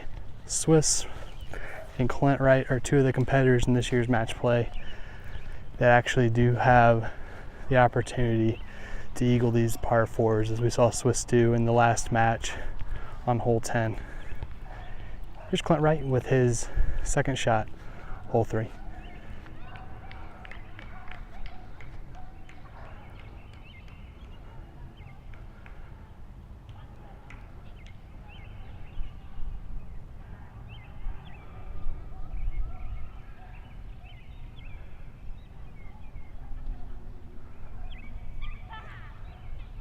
It's a little low, a little left, so he's going to have a tough look for his 3rd shot, which Bradford definitely has more of a window now to just lay the disc up to the basket if he wants to for a tap in 4, or if he chooses, I mean, this is one opportunity to try to get one back on Clint Wright, but I would expect us to see Bradford just laying it up.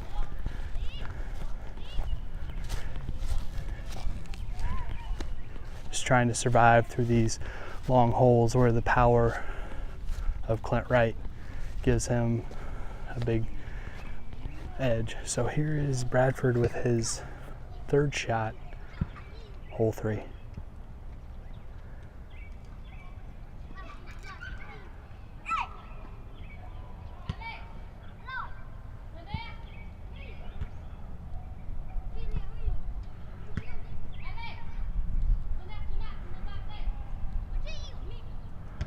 And he had the power on there to get in the basket, and he has it laid up right underneath. So now we have Clint Wright, who's going to attempt with his 3rd shot to get it in and take this hole. And it's hard to see if he even has a clean gap. Looks like between the 2 trees there is the one route he has. And it appears he is ready to run it. So here's Clint Wright with his 3rd shot to try to take hole 3.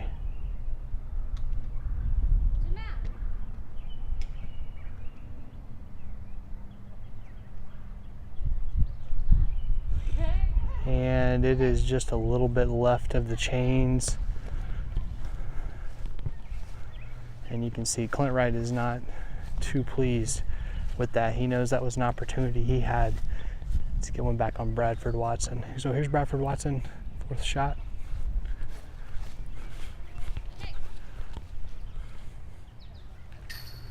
and it's in. And Clint Wright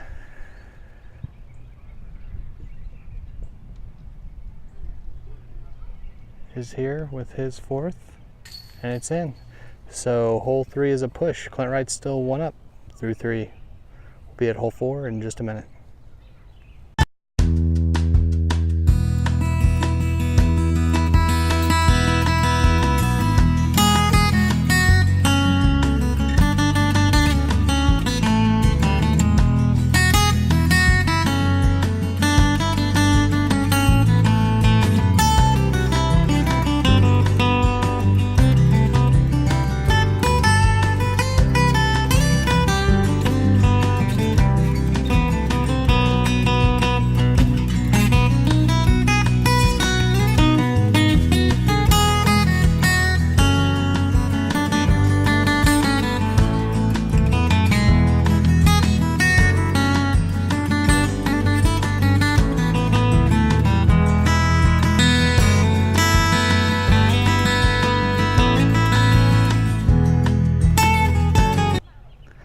Okay, we're back. Hole 4, 411 feet, par 4. It's a dogleg right at the bend up there. Clint Wright is first to the tee. He's 1 up.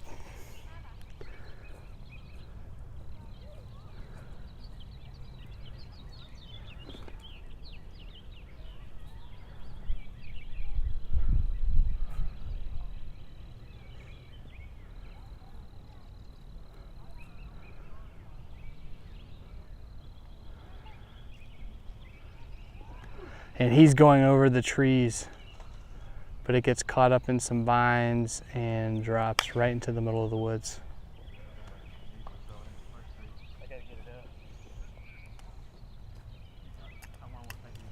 Okay, here's Bradford Watson with his drive on hole 4. Window opportunity here for him.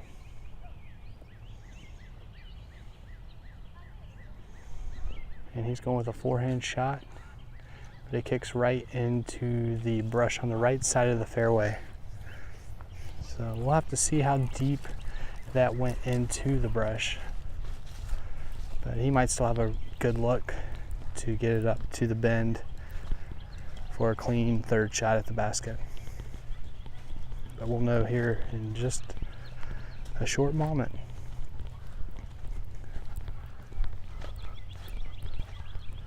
As we progress through the month of April and into early May, hole 4 is just going to continue to get more and more beautiful. This is one of the more wooded holes on the course, especially as you approach the basket on 4 late in the day. It's just a beautiful scene of greenery. And here's Bradford with his 2nd shot.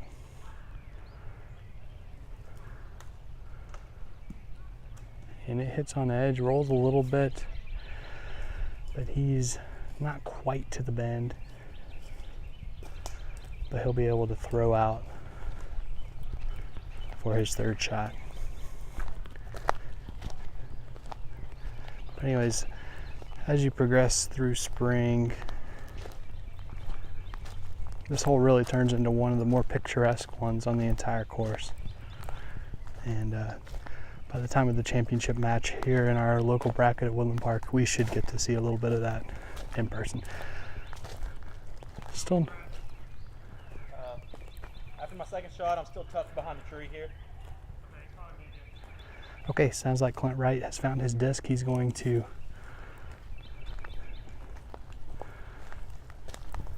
try to throw from in the middle of the woods.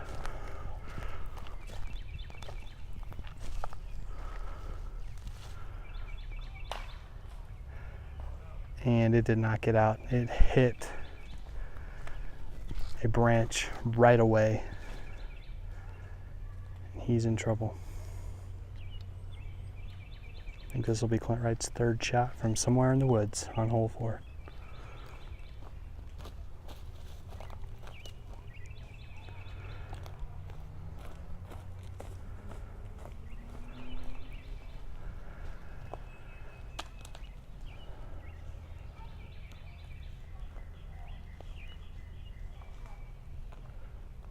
Bradford Watson goes ahead and pitches out into the middle of the fairway around the dog leg.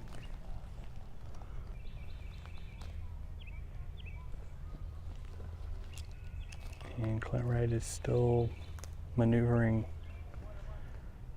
towards his disc.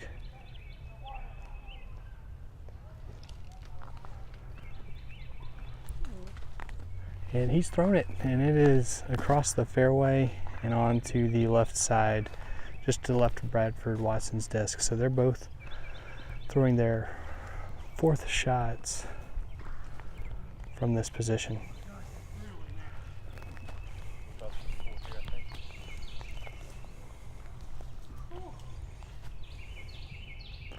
Clint Wright emerges from the woods. It's going to be a race to the basket here. Okay, here's Bradford Watson.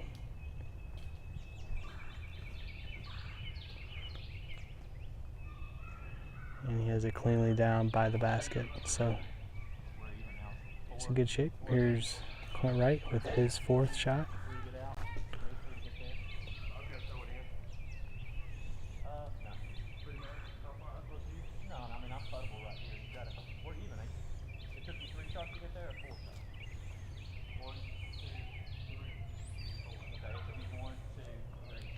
And they're discussing how many shots they have. They're both on their 4th shot here. So Clint Wright with his 4th shot, hole 4.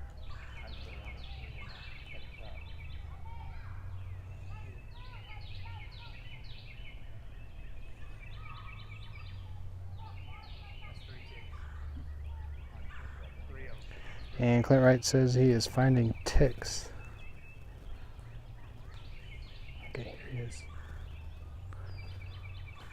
A nice hyzer approach right at the basket, but he's cleanly there. Looks like they're both going to have an opportunity to tie this hole with a 5 and push it. Great recovery there. Great recovery there by Clint Wright.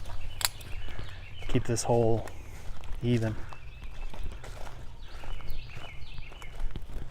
But Bradford Watson's still going to have a tough putt, but definitely makeable.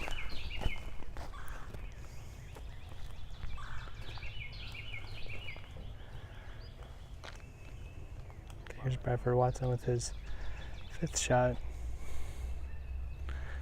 Never mind, looks like Clint Wright is out. Clint Wright with his 5th shot, hole 4.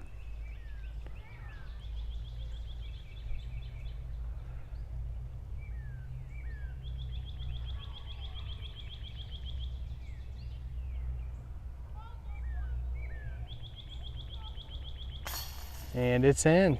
Great putt there by Clint Wright.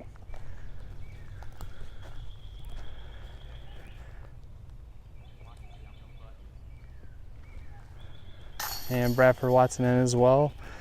So hole 4 is a push. Clint Wright is 1 up through 4. We'll see everyone at hole 5.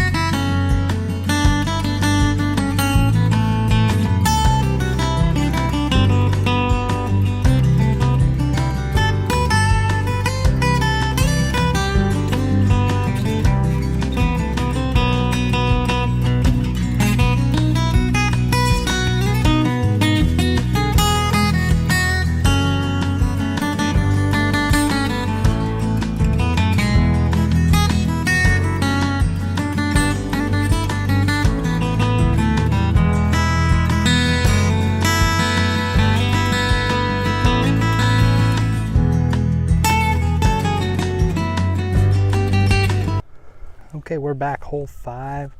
Woodland Park, it's a par 3, 240 feet long. Clint Wright is 1 up and he has the tee.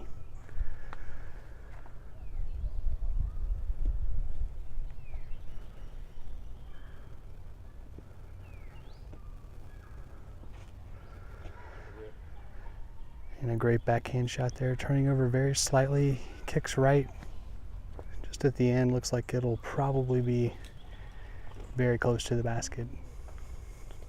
Here's Bradford Watson. Stepping up to the tee for his drive on hole 5.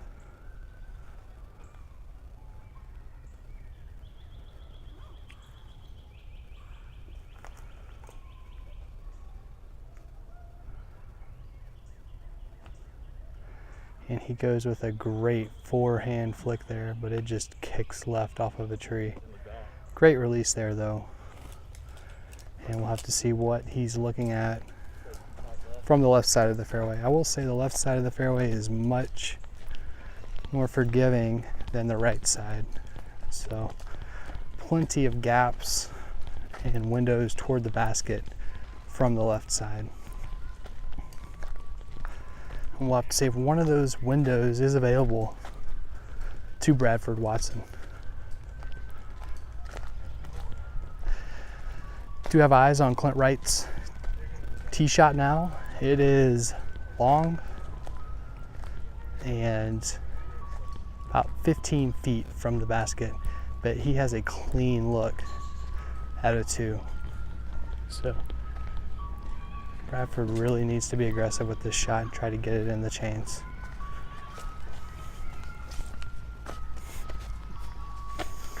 Here's Bradford Watson with his second shot, hole 5. 20 says he hits it. I got 20 says he hits it. You heard Clint right there. 20 says he hits it.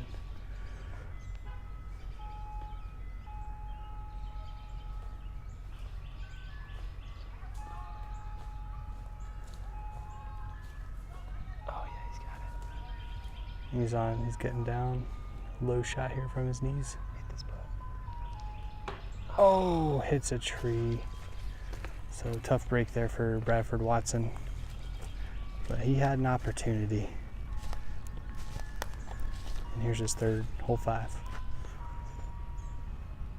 And in, great 3 save there, which would be a par.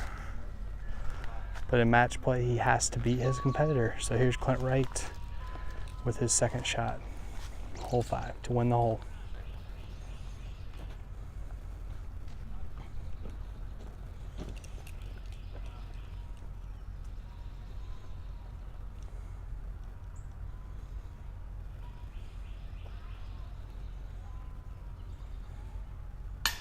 But he hits the band. Wow. And you can see he is not happy about that. He knows that was a great opportunity. And he taps in for the 3. So hole 5 is a push. And we'll see everyone on hole 6 in just a minute. Clint Wright is 1 up.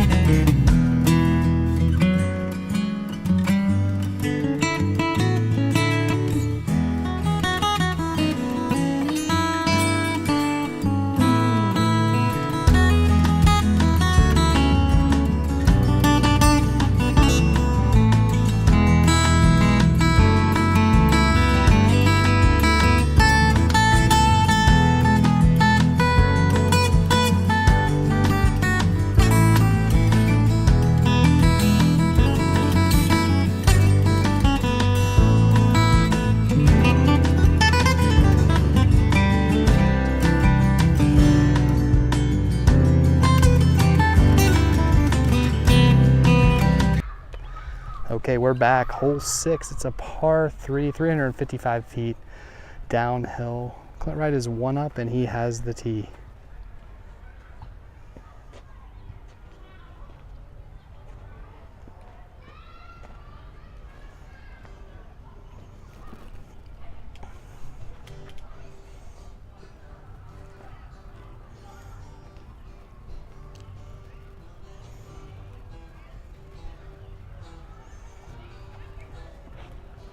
Clint Wright goes with the backhand hyzer, and it's looking very nice. Just a little short though, but he'll have probably a 40-footer for a putt. That's like Yeah, the angles are always deceptive on this hole. Sometimes it feels like you've thrown it a lot further than you have. Bradford Watson goes with a hyzer, and it stays in the fairway, but he's a good 60 feet out. Short and to the left.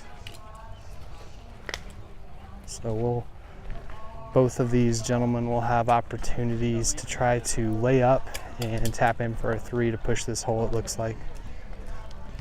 The option is always there though to run it and go for it.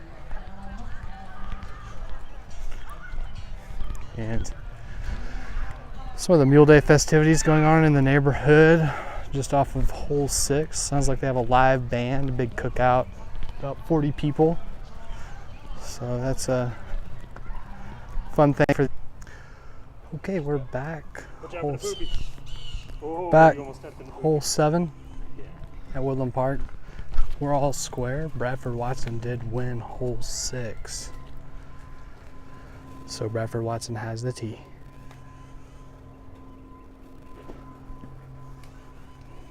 And he went with a tomahawk thumber here. Might have a tree on my right.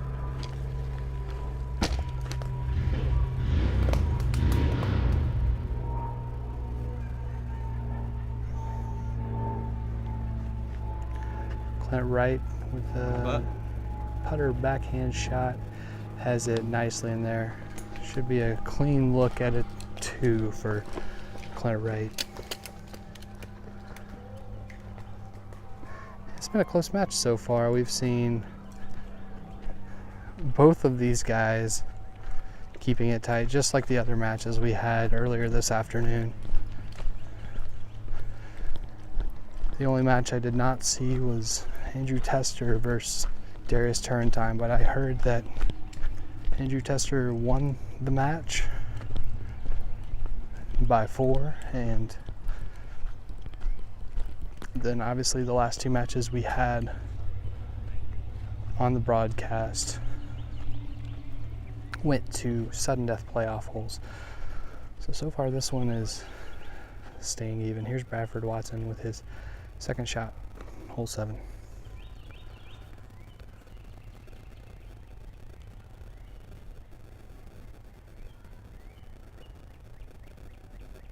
And it's in, dead center. Great putt by Bradford.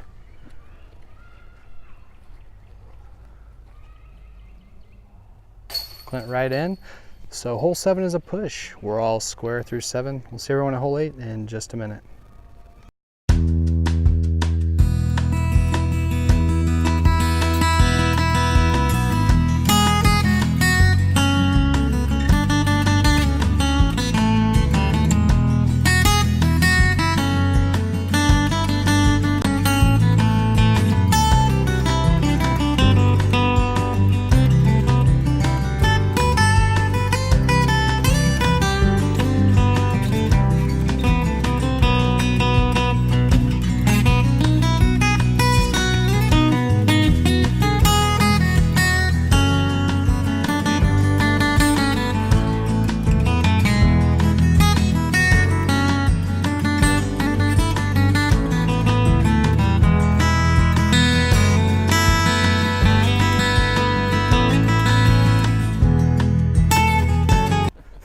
Okay, we're back, hole 8, all square. Bradford Watson has the tee. This is a 240-foot par 3.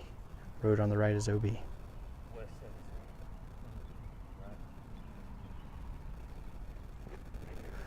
Okay, Bradford goes with a backhand hyzer shot, and it kicks pretty hard left, but then it flips up and looked like it was going to roll back down toward the hole, but it doesn't. It settles. So he'll have a really long look for his second shot. All right, here's Clint Wright. Oh, yeah. Yeah. Bradford and Clint Wright are just enjoying this fun match and beautiful weather. But here's Clint with his tee shot, hole 8.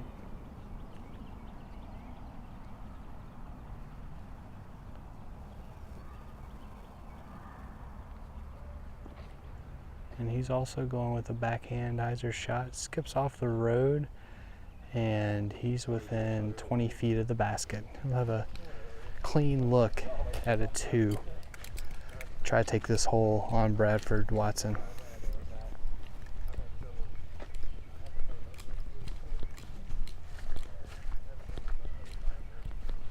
Well, so far in the matches that we have been covering, we've seen during this wear, I would say that this is just proving how exciting these match play competitions can be. Anybody can join, anybody has a chance at winning. It's a lot different than stroke play, and a lot of times you'll see a better game than you're used to seeing, and I think we're seeing that today. We've seen that from many competitors. Let's head back to this match. We have Clint Wright with his second shot, hole 8.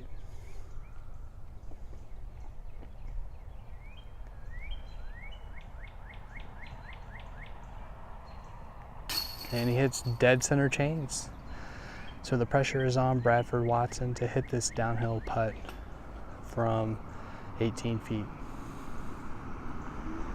Here he is, second shot, hole 8. And it's in. Great 2s from both guys. We're all square through 8. We'll be at hole 9 shortly.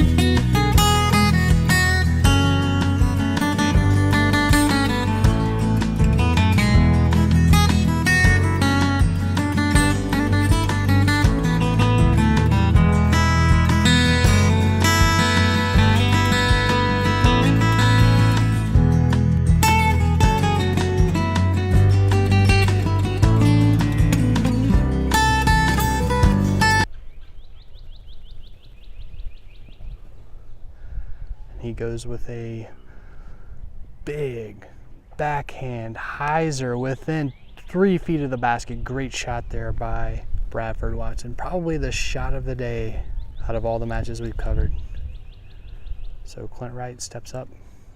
A good 50, 60 feet away from the basket and guarded by a multitude of trees. So there might be a lane for him to go at the basket, but he's going to have to regardless since Bradford Watson is parked. Yeah, it'll be a tough 2 for Clint to try to hit here. But he has to do it.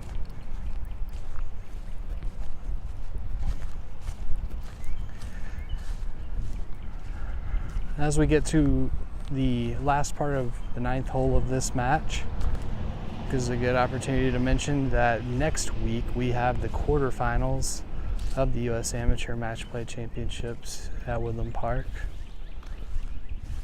with competitors all vying for a chance to get to the state bracket and ultimately a chance to get to the national bracket in Emporia, Kansas, and win a full disc golf course plus thousands of dollars worth of prizes. But for now, Clint Wright trying to get his spot to the next round. And he had the distance but it was just a little bit to the right. And Bradford Watson walks up.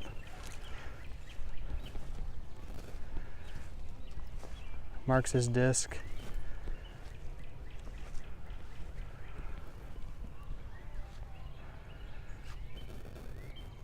And Clint Wright has conceded the hole and given it to Bradford. Bradford Watson takes hole 9. He's 1 up through 9. We'll be at hole 10 in just a minute.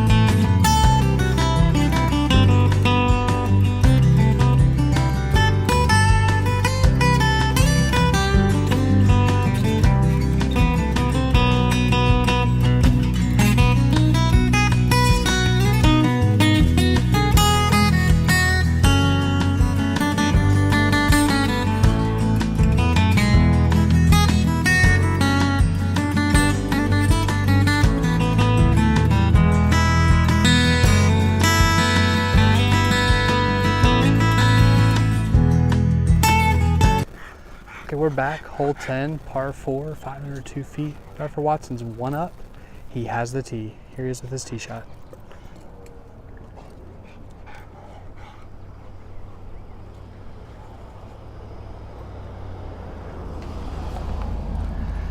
And he went the shot, but it hit a tree close in. And like you said, it could have been worse. Here's Clint Wright with his tee shot.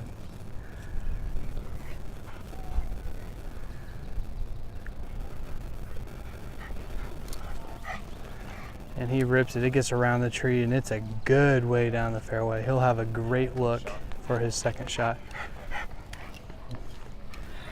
And you could hear the gallery. We have William Huddleston here with his dog on a leash. Sweet dog. Obviously a fan of this match. Clint showing some love to the pup. Yeah, this match is turning out to be close. I guess we wouldn't expect anything less the way these matches have been going today. And we appreciate everybody for tuning in to follow these. And encourage you, next year when US Amateur Matchplay Championships open up, sign up for the bracket. And there are brackets all over Middle Tennessee. We hope to see more across the state. It'd be great to fill up the state bracket with 16 competitors. But here is Bradford Watson with his second shot, hole 10.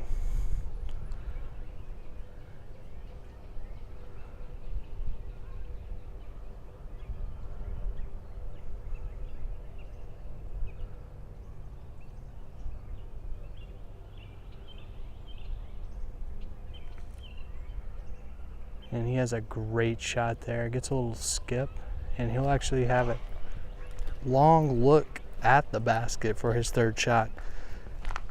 Definitely a valid approach shot opportunity and a tester throw to hit that 3 into the chains. Clint Wright, on the other hand, he's definitely going to be throwing more of an approach here for his second shot, just trying to get it in close to the basket to make it an easy 3. But here's Clint Wright. He's marking his disc, and we'll see what his selection is here.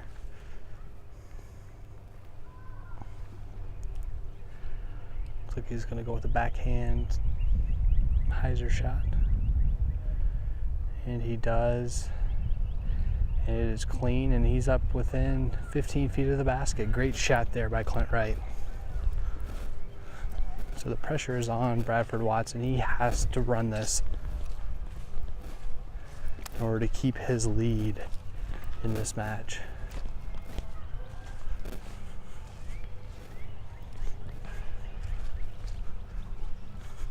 And he is currently walking to see where Clint Wright's disc is. He just wants to make sure that this really is a shot that he has to run, because the road beyond the basket is out of bounds.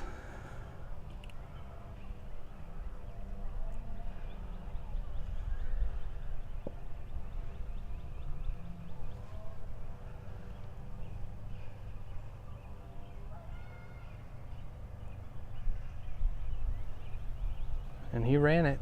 It had the distance, but it is OB. And that will pretty much settle this hole.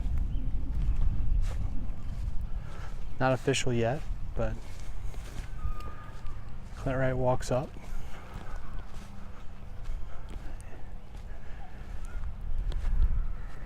He might even be 5 feet out from the basket. It's pretty close, but just routinely throws it into the chains and wins with a 3. So Clint Wright wins hole 10. We are all square through 10. We'll see everyone at hole 11 in just a minute.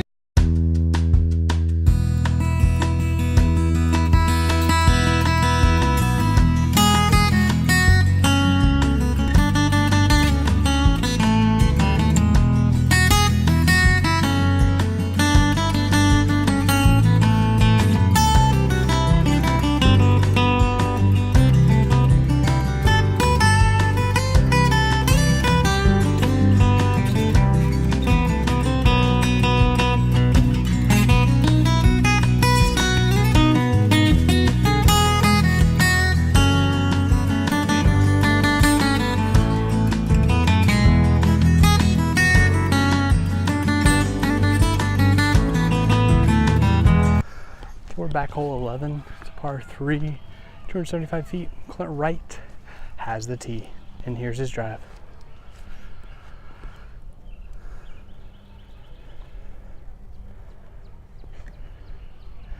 Great shot. He's going with an Anheuser backhand shot, and it took a bad skip there at the end. He'll probably have close to 30 feet at least uphill back to the basket.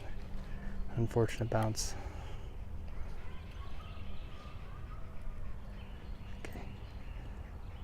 And Bradford Watson goes with the forehand, but it lifts a little bit. It cut early, and it's out to the right of the fairway by the 12 long tee pad. So there is a window there at the basket, but it looks like it's going to be tough for either of these gentlemen to get a 2 on this hole. So we'll have to see what they both decide to do.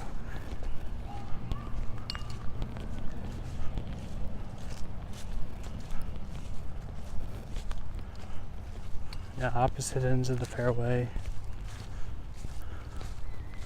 Looks like Bradford is out, so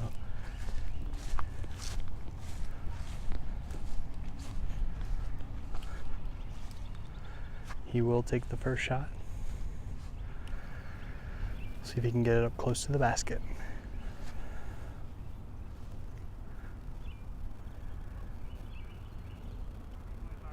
He's eyeing out the shot, seeing where Clint Wright is, just to make sure about his strategy. He ran it right at the basket. It went a little low and passed a good 20 feet or so. So he's gonna have a tough look back up for a 3.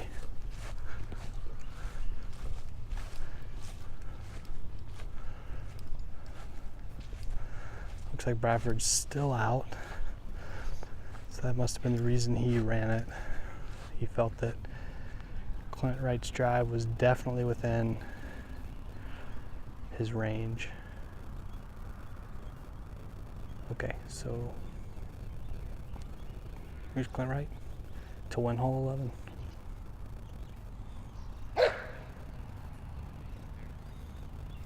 And he's resetting. Slight distraction from a dog.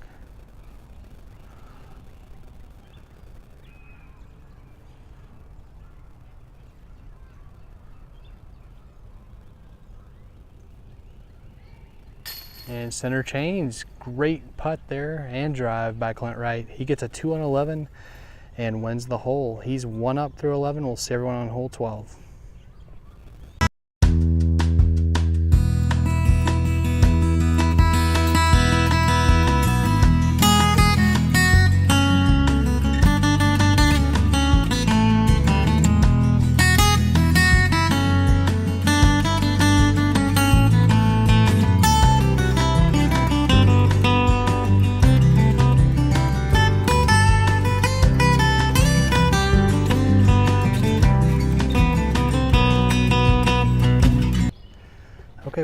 back. Hole 12, par 3, 270 feet. Clint Wright is 1 up and he has the tee.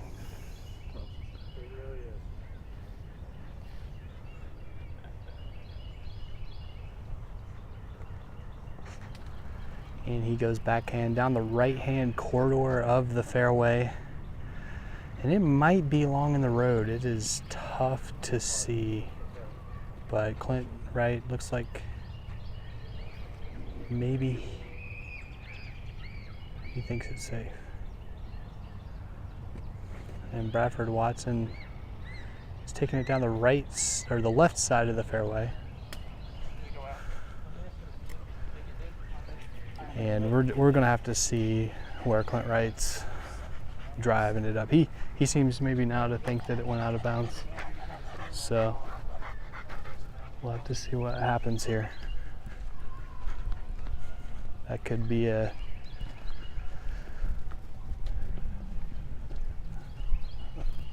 opportunity for Bradford Watson perhaps.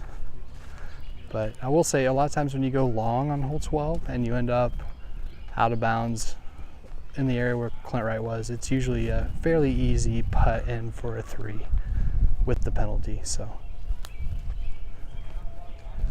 if that's the case, then we're probably looking at a push for this hole.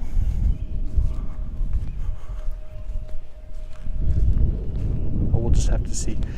Here's Bradford Watson with his second shot, hole 12. And Clint Wright is out of bounds. We now have confirmation.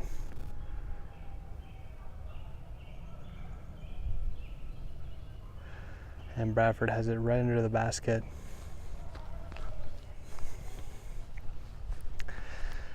And Clint Wright will will mark his lie a meter in from where his disc went out of bounds, take 1 penalty stroke, and now he is putting his 3rd shot.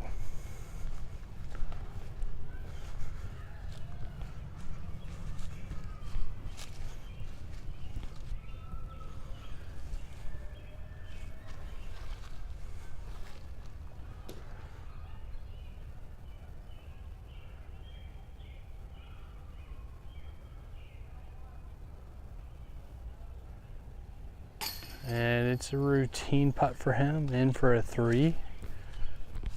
It's a good par save by Clint Wright. And also for Bradford Watson. 2 3s, hole 12 is a push. Clint Wright's 1 up through 12. We'll be at hole 13 in just a minute.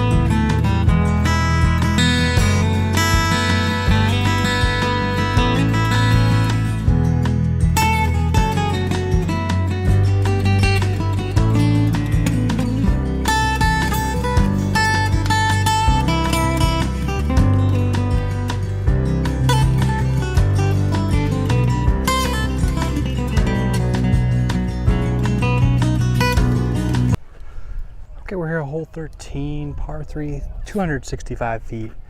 Clint Wright has the tee. He is 1 up. And this fairway slants slightly to the right, cuts to the right to the basket and uphill. Here's Clint Wright with his drive. And he has thrown a great shot. It was right at the basket, almost in. You can see his face there. Great shot by Clint Wright. Love a good look at it too. Here's Bradford Watson with his tee shot, hole 13.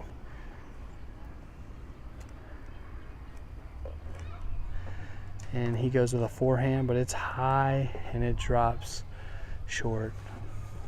just short of halfway down the fairway.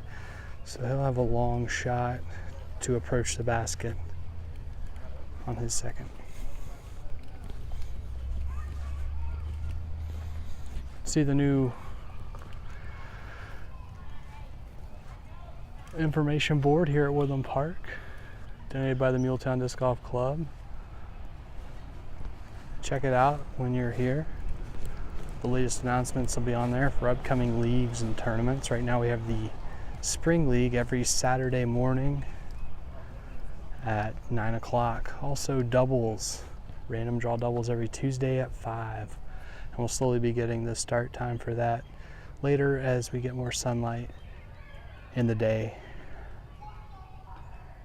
For now, here's Bradford Watson with his second shot, hole 13.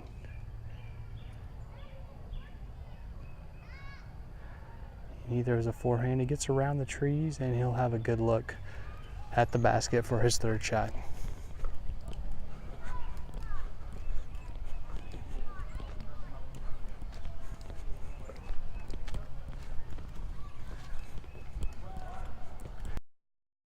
It cutting downhill sharply just beyond the basket within a few feet. So it looks like he's a good 20 feet out. So definitely not an easy putt for Clint Wright.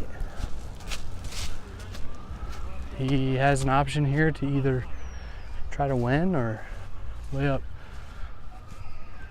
And he is out, so this will be an opportunity for Clint Wright to win hole 13.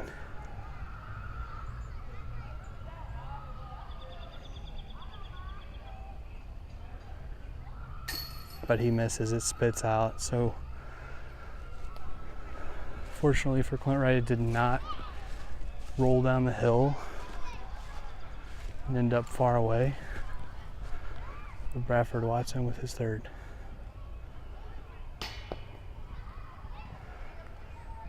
But it hits the basket and bounces out. So Bradford Watson with a 4. If Clint Wright makes this, he wins hole 13, and he does. Clint Wright 2 up through 13. We'll be at hole 14 in just a minute.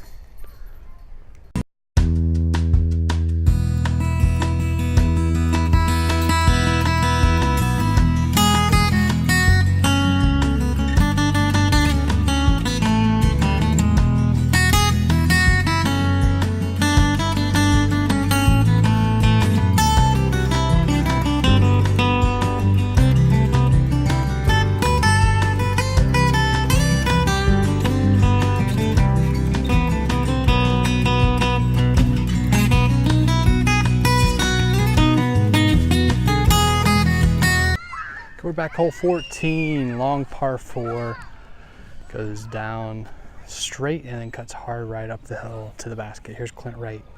He is 2 up.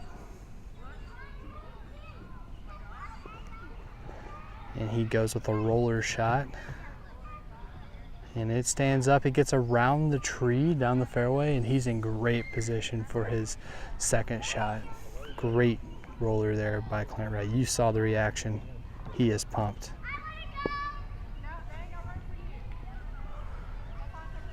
Or maybe it was a wasp. I don't know. Now you killed 2 animals today. Yep, sounds like it was a wasp. Yeah, you saw the reaction there. He got him, he said. Okay, here's Bradford Watson with his tee shot, hole 14. And he's also going with a roller.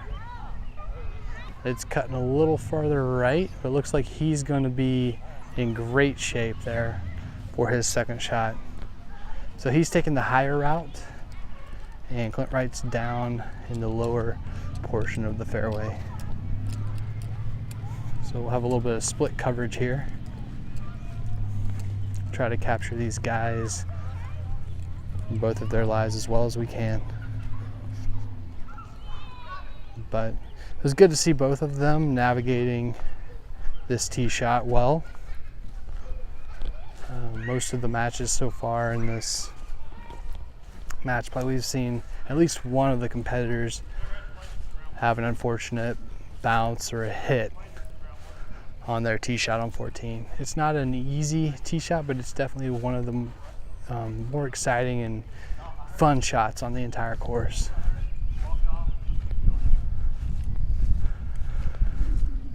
All right, so I believe Bradford Watson will be out here.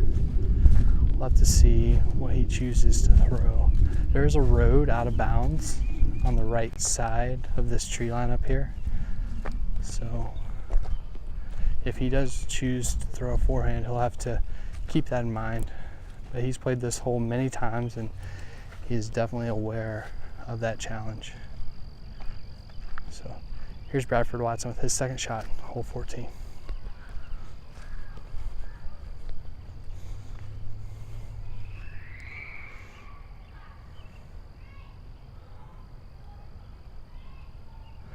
And looks like he's maybe having a little bit of indecision here. He's not sure about what to throw, so he's switching to a different disc.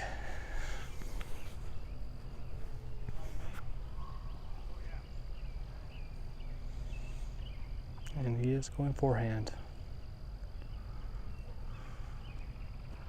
He gets it up, but if it turns over on him, it's going down the hill. And it's quite a ways from the basket. So he's going to have an approach for his third shot. It's going to be tough to run it into the chains from there.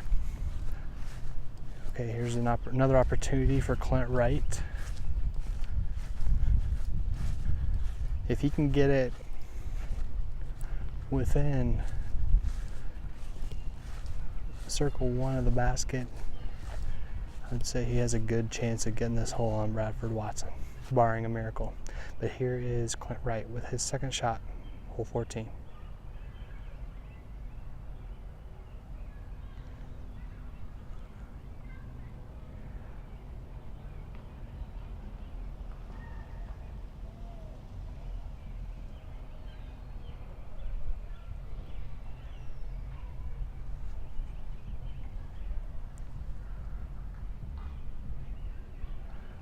And he takes a nice backhand approach there, and he has it parked. Great shot by Clint Wright.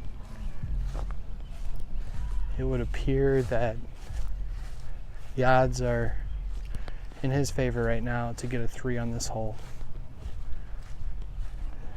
and take another hole on Bradford Watson, who has played a great match to this point. So Bradford's found his disc. It's down, nestled on the front side of a tree. Be kind of an awkward lie for him.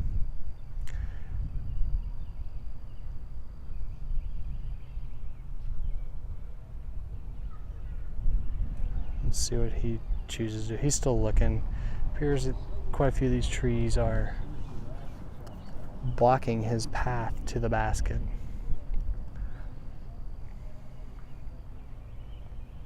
But he looks like he's going to try a forehand approach. And he does. It's a great shot. Hits a tree, but he'll have a look for a 4.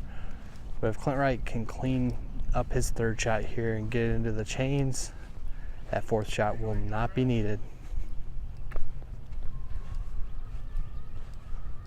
So, okay. Sounds like Bradford Watson's going to let Clint Wright go ahead and throw his third. And he buries it into the chains. Great 3 by Clint Wright. He takes hole 14 and is now 3 up. We'll see one at hole 15 in just a minute.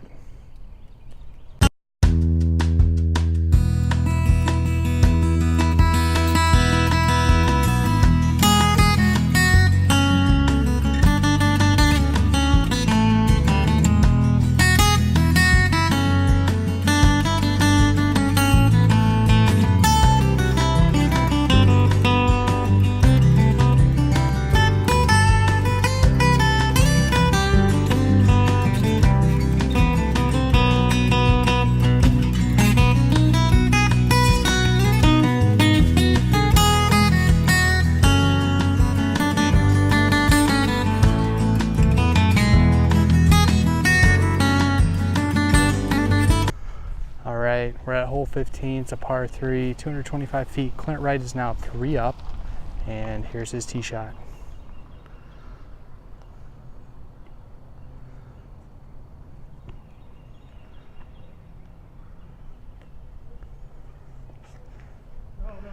It's a high shot, turning over. It's wide, right, but it kicks a tree back to the left, but he'll have a long shot, 45 feet uphill back to the basket. So here's Bradford Watson, his tee shot, hole 15. And he goes with a forehand, but it's low, and he is also a long way from the basket, so it's going to be tough for either of these gentlemen to get a 2 on this hole.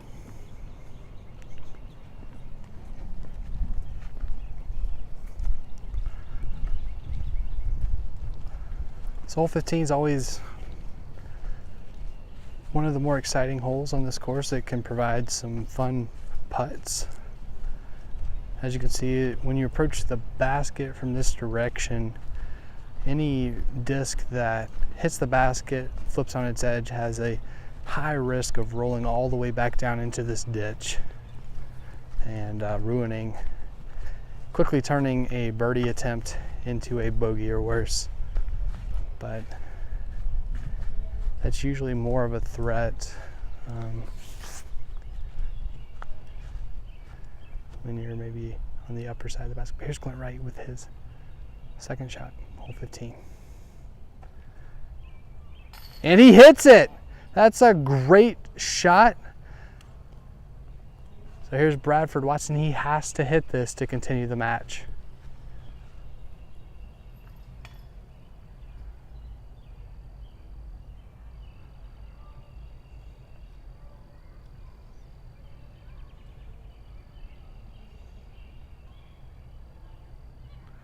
And Bradford runs it, but it is long and not in the chain, so Clint Wright has won the match, 4-3. We'll be right back in just a minute with player interviews. Stay tuned.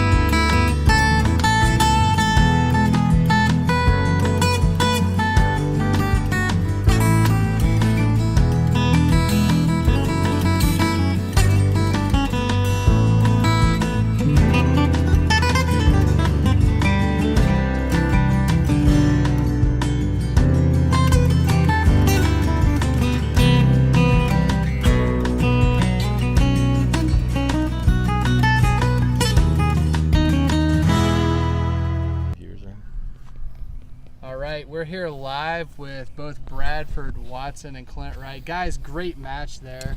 Ended up with Clint Wright winning 4-3. Bradford, you had a great run there for quite a while. How did you like this match? Felt good. Was head after 9. I'm going to call that a personal victory. This guy, upper rated guy here, gave me a few. He was trying to let me stay even there, I think. I couldn't capitalize at the end, but That was fun. it was a lot of fun. Yeah, and Clint Wright, great match there. Way to get on a roll there and really capitalize. How are you feeling coming down the stretch here these last 4 holes? Almost ace 13, and that kind of helped, but I was 45 past it and ended up getting a par. But That's a good shot. Bradford gave me more than I was expecting. No offense, Oh, yeah. but That's fine. No. he took advantage of every mistake that I made, and made it a really good match. And look forward to getting Swistifer next week, right? Yeah, I got the So that'll be fun. All right. Well, we're looking forward to that match as well. Congrats, Clint Wright, on advancing to the quarterfinals, and we'll see you next week against Swiss.